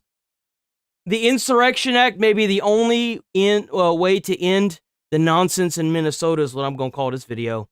Bro, W Fox News, you guys are, oh my God, thank you so much. Former acting ICE director. Sir, welcome back here. How does this end? Thank you. Or does it anytime soon? Please invoke the Insurrection Act. Please do it. Put these fuckers in jail, please. Trump, if you're ever going to do anything that will even make me slightly like you, please invoke the Insurrection Act. You've already cut fundings off to these sanctuary cities. Please invoke the Insurrection Act. Please, for the love of God and everything that is American, please come down hard on these people. It seems like what President Trump posted today about invoking the Insurrection Act. Oh, he posted something. Oh! The way this is going, and that's the way it will end. And just to invoke the Insurrection Act, he just has to make a determination that is impractical to enforce federal law. Dude, look at that car. Look what they're doing to people's property. That's somebody's livelihood that they destroyed. Like, you're going around destroying random vehicles? Like, what are you doing? You know how long it takes to get a car? Bro. Because of the obstructionist activities, and I think that's apparent just by the reporting you just had. And you have people like Tim Walz, the irony of him saying they don't want chaos when he is seemingly doing everything he can to sow chaos, to cause division, to encourage people to subvert ICE in their mission. It's really shameful, but I think we're going down the road of the Insurrection Act because Governor Walz is not going to step up to his responsibility. And Governor Walz has been mostly silent. I think he's trying to get his ordeals in order behind the scenes because he knows he's about to go to jail. I guarantee you that's what's going on. His streets His safe affairs in so order. ICE can do their job. And remember, ICE is enacting the laws passed by Congress. They're not enforcing them. They are doing something inherently democratic, and Tim Walz and Jacob Frey and others are trying to prevent that. So it seems like only one road to go at this point for President Trump, and I think he's onto this, that we need this to stop, and immigration enforcement is going to continue. What the fuck is that? Governor Walz yesterday. What the fuck is that? What is that? Immigration enforcement, and I think he's on prevent that. So it seems like only one road to go at this point for President Trump, and I think he's onto this, that we need this to stop. Are they destroying federal cars too? They're like, those like ICE vehicles? That's crazy. Is going to continue. Governor Walz yesterday gave this address. He's certainly not looking for a climb down. The federal government is raining down upon our communities.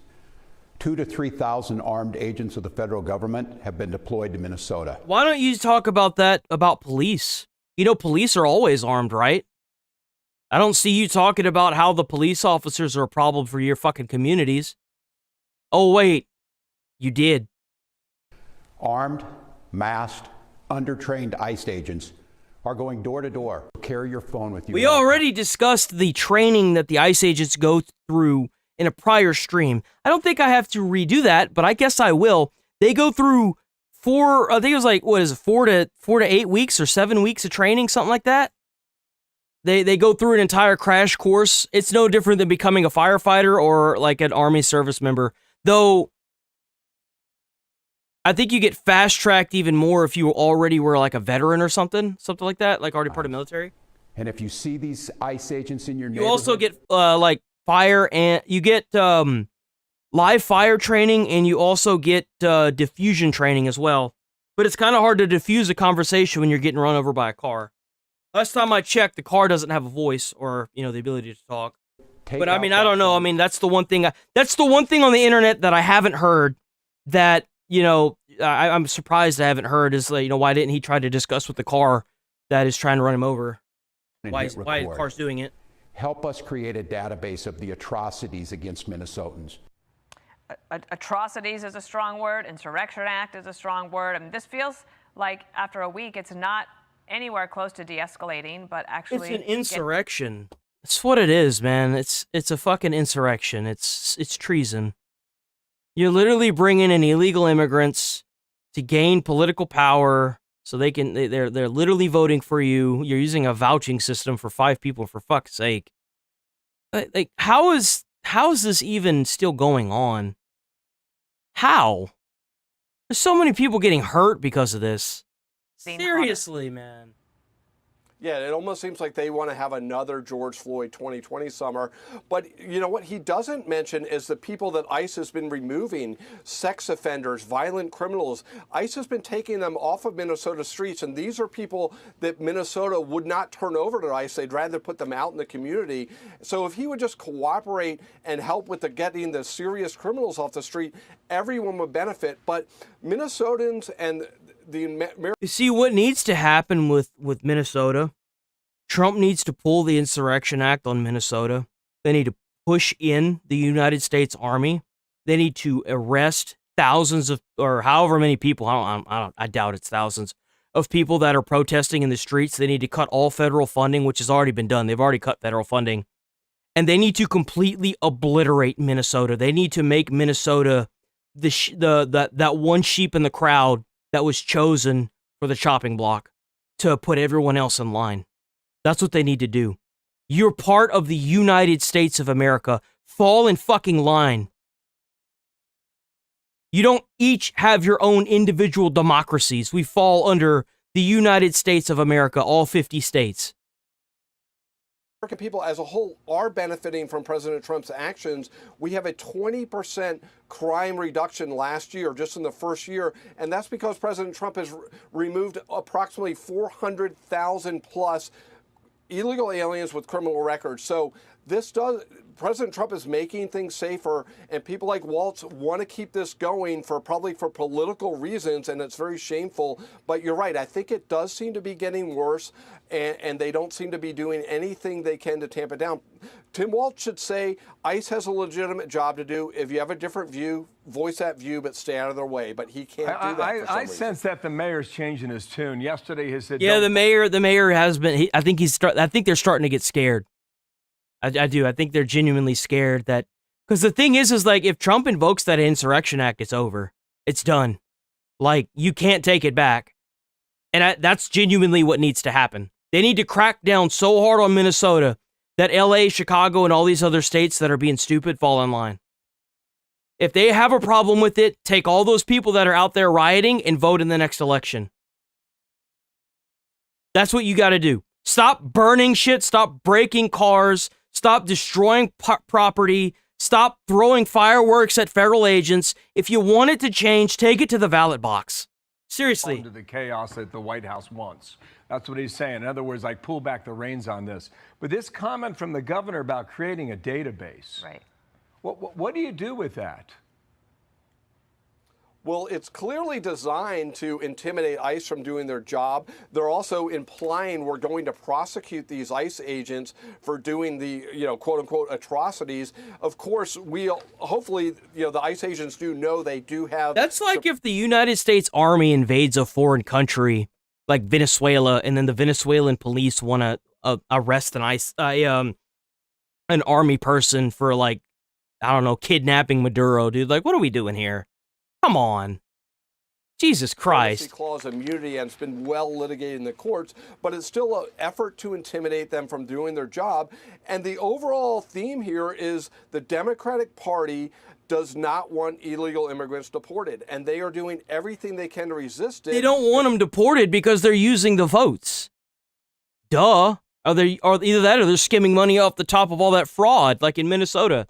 And partially, it's gotten so crazy because President Trump has been so successful in this year by deporting criminals and making the community safer. But it really is shameful. I do agree, Jacob Fry did make some comments that seem more accommodating, but he also claims they're supportive of deporting criminals, which in fact their policies are the exact opposite of.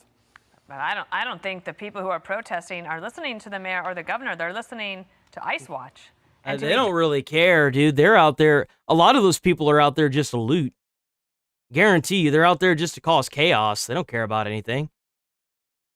Hell, I would have been out there if I was living in Minnesota. I'd be looting shit. I don't give a fuck. I'd be looting shit and selling it on like I don't know, Craigslist or something. And to these viral clips. Or what was the other one? eBay. We've seen in the recent past. John, thank you. Thank you. Hey everyone, I'm Emily Campagno. Catch me That's and my crazy, bro. That's crazy. That's actually crazy. Bro, would it be a crazy day if he actually invoked the Insurrection Act? Bro, I would love to see that. I would be jumping, bro. I'd be jumping for joy. I'm not even kidding. Not even kidding.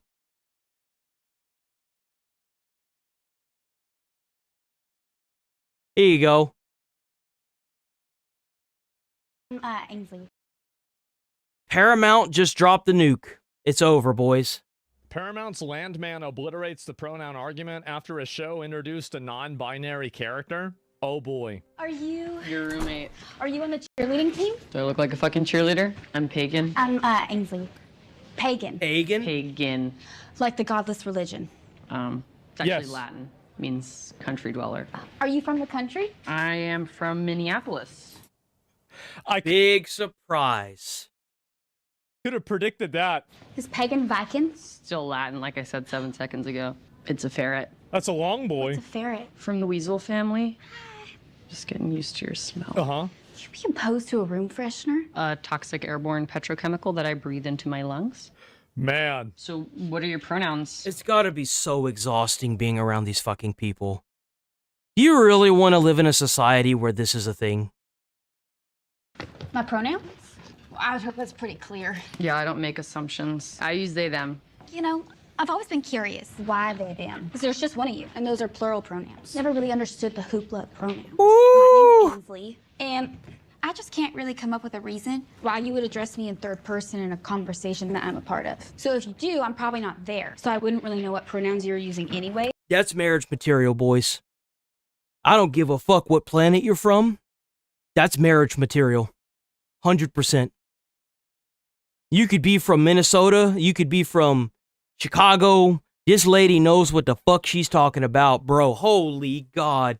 She is obliterating this moron. Yeah. So why would it matter? You smell like the beach. I think it's because I use coconut oil as a moisturizer. Of all the oils, it penetrates the deepest. Would appreciate if you didn't use that word. Coconut? Penetrate. Triggering. It insinuates the patriarchal power of the phallus.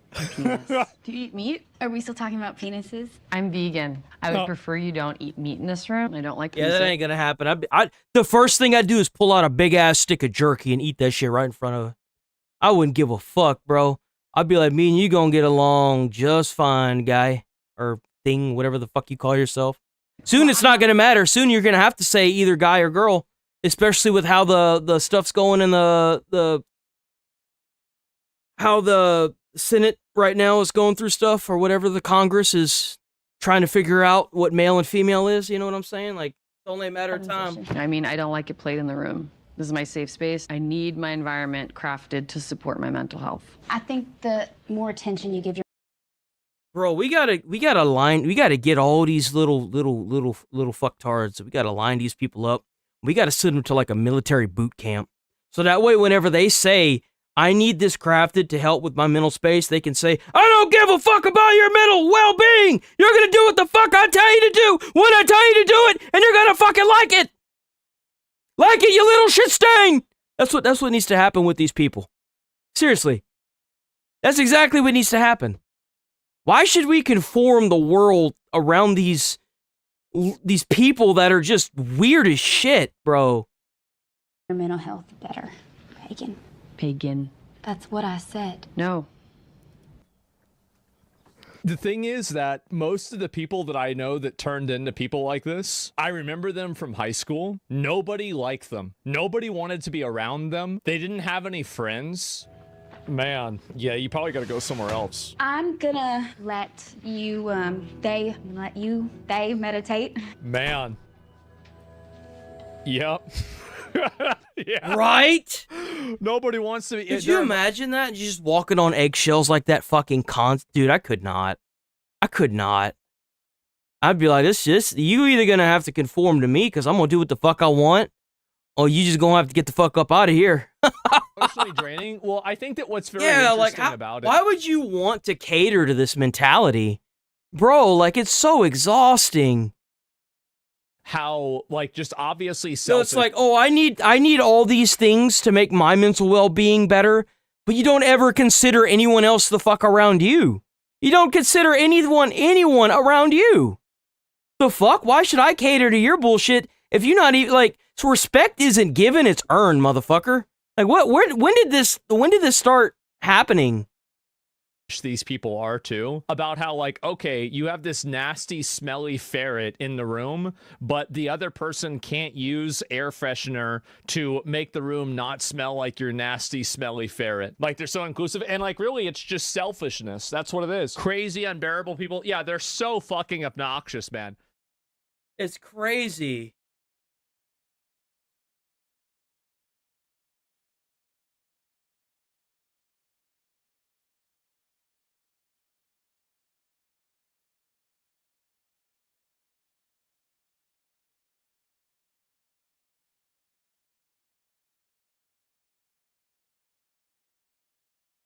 What is those like?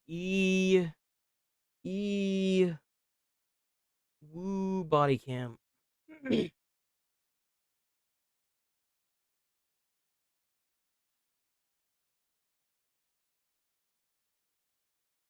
Midwest safety.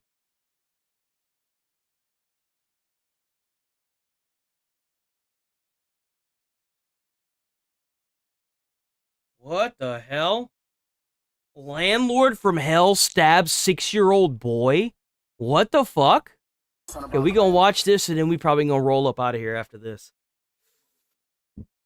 I was trying to stab the baby. Alright, let's do this.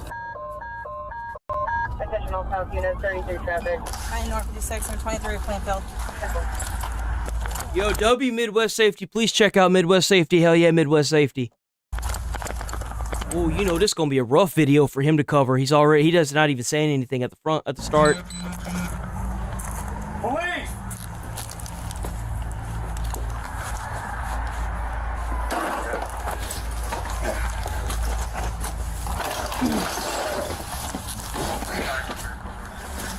You know what's crazy?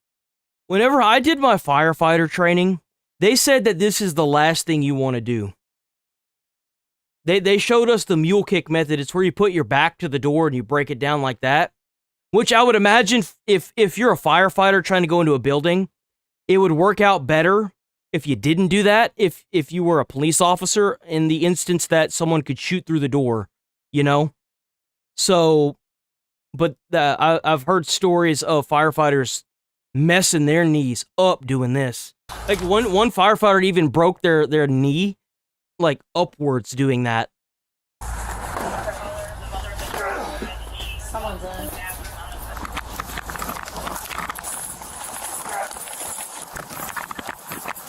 Oh, they went through the front. Okay.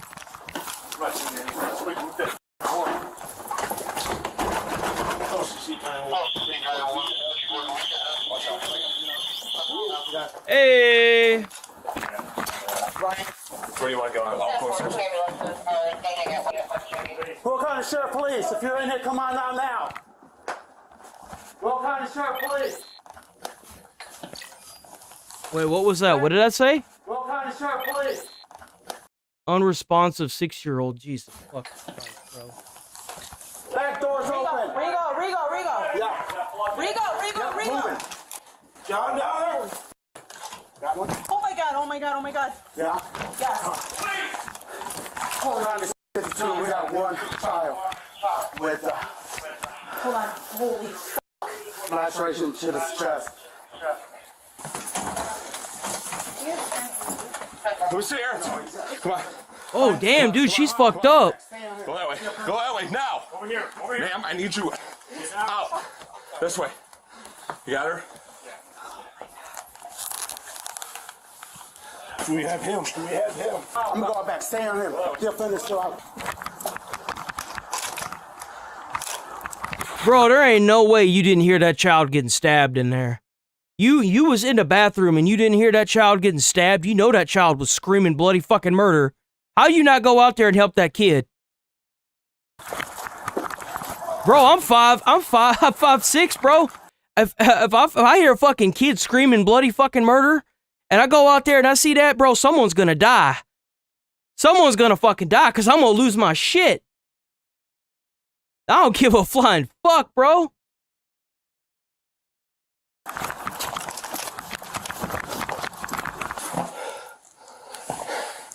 Sheriff's Department!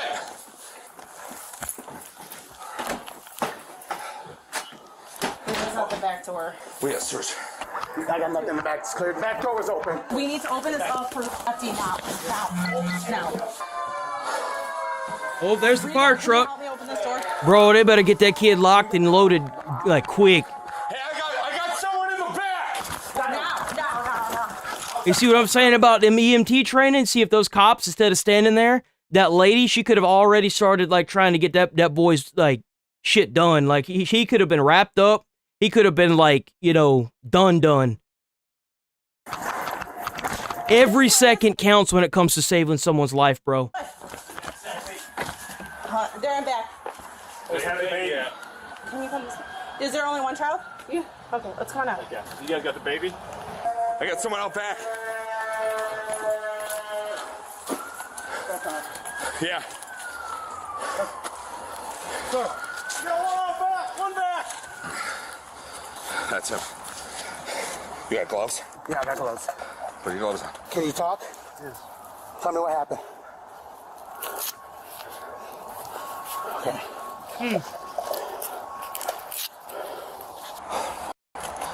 Motherfucker. Check around. I got him.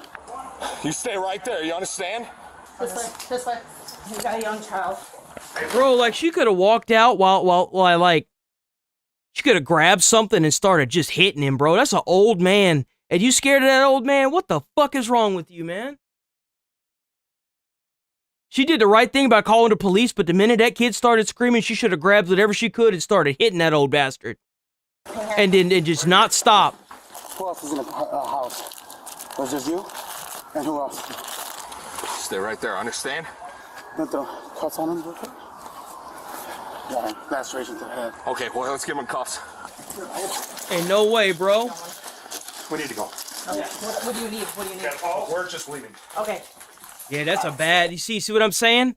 See what I'm saying? They may not be able to take that kid, but those police officers that are standing there, if they were EMT trained and they were forced to bring in a bag at a shooting or something like this, every time they showed up to like what could be essentially like a shooting, she could have already ran out to the car, got her stuff that she needed, come back in and started trying to put this boy back together. There's no reason why these police officers don't have that shit on them. There's no reason why they ain't EMT trained. You could save so many people's lives if you were EMT trained as a police officer. It's not even funny, dude. Stay right there. Are you the landlord? Because those extra seconds, those extra, like, what feels like forever when you're waiting on the fire department to show up, dude, that shit counts. Every second counts. The landlord? Yeah, he's a landlord. He could have been wrapped up and ready to go. He could have been already, like, gonna stop the bleeding, could have administered something to help him clot, like anything. Anything. Okay.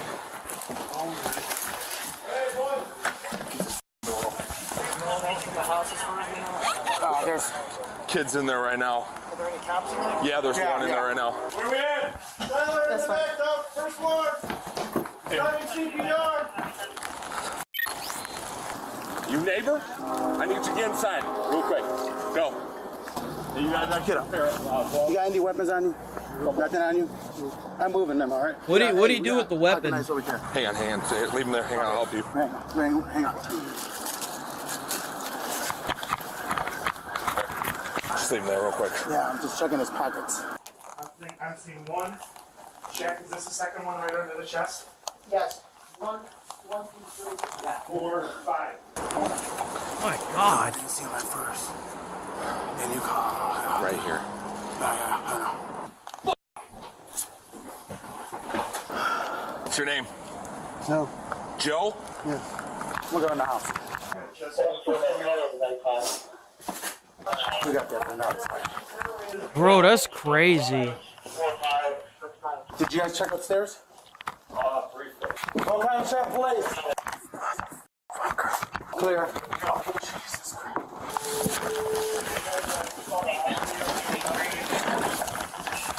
That's permanent 6-year-old. 6-year-old male, step 5 times. Here, I got you. What you got? Bring it out to the room. Does anybody know how long the knife was? Still with the kid? It was when I got to him. We have the knife that's with the kid. Looked like it was a kitchen knife about 6 to 8 inches. He did his 43. Let me go check on bed. Man, that kind of reminds me. I remember it was my first week. It was my first week working at the fire department, right? So check this out. Clear. You see how he dropped the bag? Here, I got you. You see he dropped the bag right there? So we had just done a call, right? And then the paramedics showed up, right?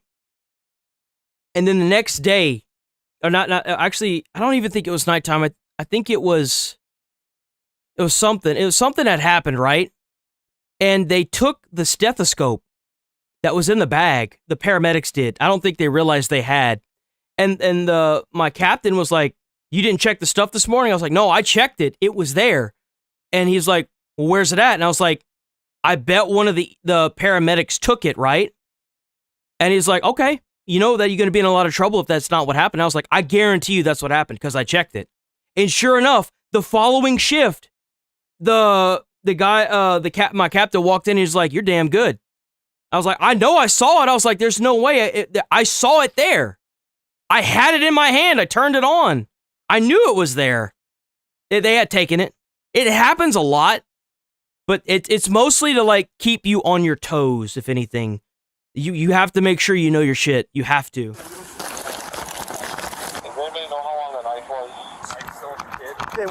It wasn't a stethoscope. It was an ox meter.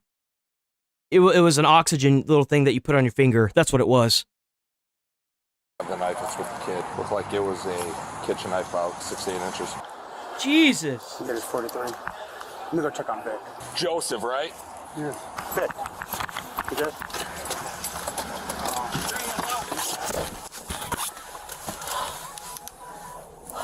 What's your last name? C-Z-U. You gotta speak up. What is it? C-Z-U-B-A. C-Z-U. B-A. Yeah. No. You stay right there.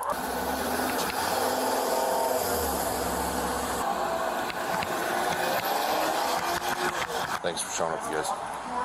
I got his 43. They're pulling up another ambulance for him. You got those pocket knives that were there? I didn't want to touch him for CSI. There was a neighbor, right? Yeah. Let me go talk to her. I just had her go back Yeah, inside. someone must have heard or seen something, right? Sir, other than the cut on your head, you hurt anywhere else? He need to be. They need to bring that motherfucker in the back of an ambulance and have the police officer stand outside by the fireman, beat the fuck out of him in that ambulance. That's what needs to happen to him. They need to beat the fuck out of him. Yeah, that's okay. That's the least of your worries right now. Just talk to the neighbors. Shit, man, a little bit of laceration on his hands, the least of his problems. They talk to Ooh, man, if this had been like 10 years ago, that motherfucker probably wouldn't have lived through this incident. Yeah, I don't know how he got all them bruises, man. It's almost like he was beat to death, but I swear he fell down the embankment. I don't know what happened. That's at work right now, but she might be coming here soon because the neighbors told Mary that something's going on and Joe is on the floor bleeding. You know if you're stabbed anywhere else? You don't know? Yeah, I think he might have a laceration on his face here. I can't tell. Anything else hurt you? Take in a deep breath. Nothing hurts? How old are you, sir? All right. Come around this way here. Was holy shit, was he not the one that did it? Who did it? I don't know who did it. I find it hard. Like, how did this 72-year-old man, it takes a lot of strength to, stab somebody. I don't think you understand, like, it takes a lot of strength to stab somebody. It takes a lot of stamina, too. 1, 2, 3. Okay. I'm going to turn around. I'm going to walk right over the spot over here, okay? I did a quick little feel around. Ready? Lift your legs up.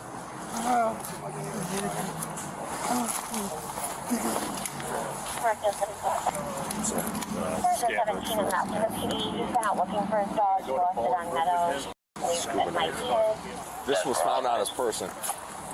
Bro, he did it with a scuba knife, man. Jesus. We had no ID on him. He had nothing on him? No. Just gonna check his cuffs real quick. Let me fall real quick. Alright, you guys are good. You alright? Yeah, I'm good, man. It's messed up.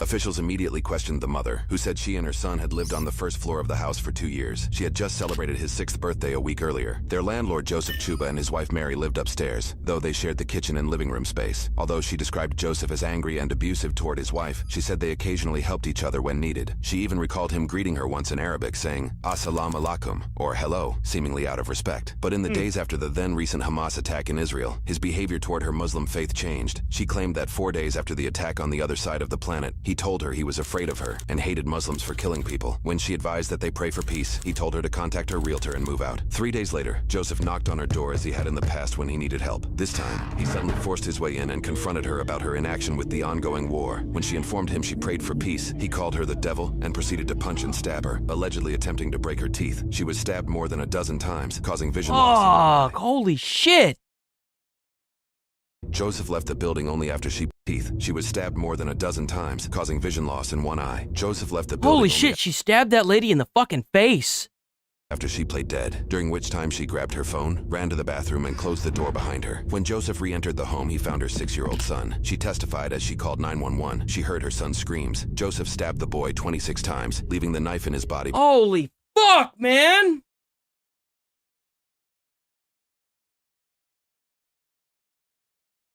Jesus! Before walking out the back door and sitting on the ground. During transport, Joseph told police, "Ever since the massacre of Israel where they killed 50 babies, I confronted her." He reportedly also referred to Muslims as infested rats. Joseph was charged with 1 count of first-degree murder, 1 count of attempted first-degree murder. Oh my god, he killed that child. He killed that fucking child. Count of aggravated battery with a deadly weapon, and 2 counts of hate crimes, 1 against Muslims and 1 against those with Palestinian descent. He pled not guilty to all counts. The boy's father shared his son, loved everything. He loved everybody. He loved his toys. He loved basketball, soccer. He loved to color. He loved to swing around. He loved his parents. He loved his family and his friends. He loved life. The jury deliberated for less than 90 minutes before finding Joseph guilty on all counts. Well over a year after the incident, he was sentenced to 53 years in prison. On July 24, 2025, less than 3 months after his sentencing, Joseph passed away. While his cause of death is not known, reports indicate stage 4 cancer. Uh-huh. Son of a bitch is lucky he lasted as long as he did in that fucking prison, man.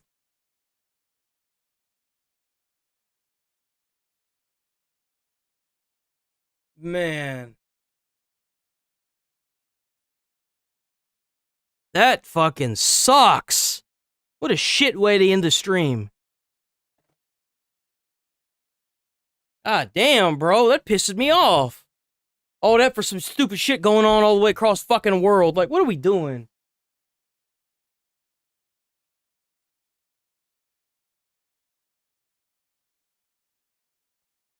Man, I gotta get up out of here. I got a lot of shit I gotta do, man. We'll be back on tomorrow. Tomorrow's already Friday. I can't believe tomorrow's already Friday, man. That's crazy that it's already Friday. I blinked and this damn week just went by, bro. All right, well, I'll be back on tomorrow bright and early. Thanks for watching. Thanks for sticking around. Stay safe out there. Try to put a smile on someone's face. You might change their whole day or their whole life. You never know. And I'll see you boys next time. Peace.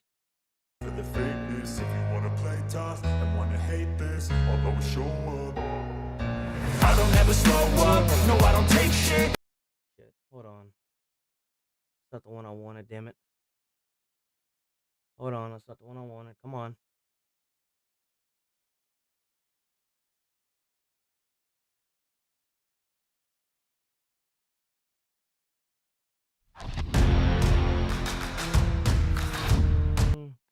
Yeah, we'll do that one again, whatever. Peace!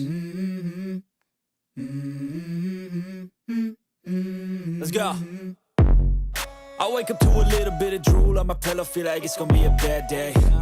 Yeah, I'm tired of shit, and the coffee ain't hit yet, damn, ain't that great. I don't wanna go to work, cause my boss is a jerk, and I'm not even that paid.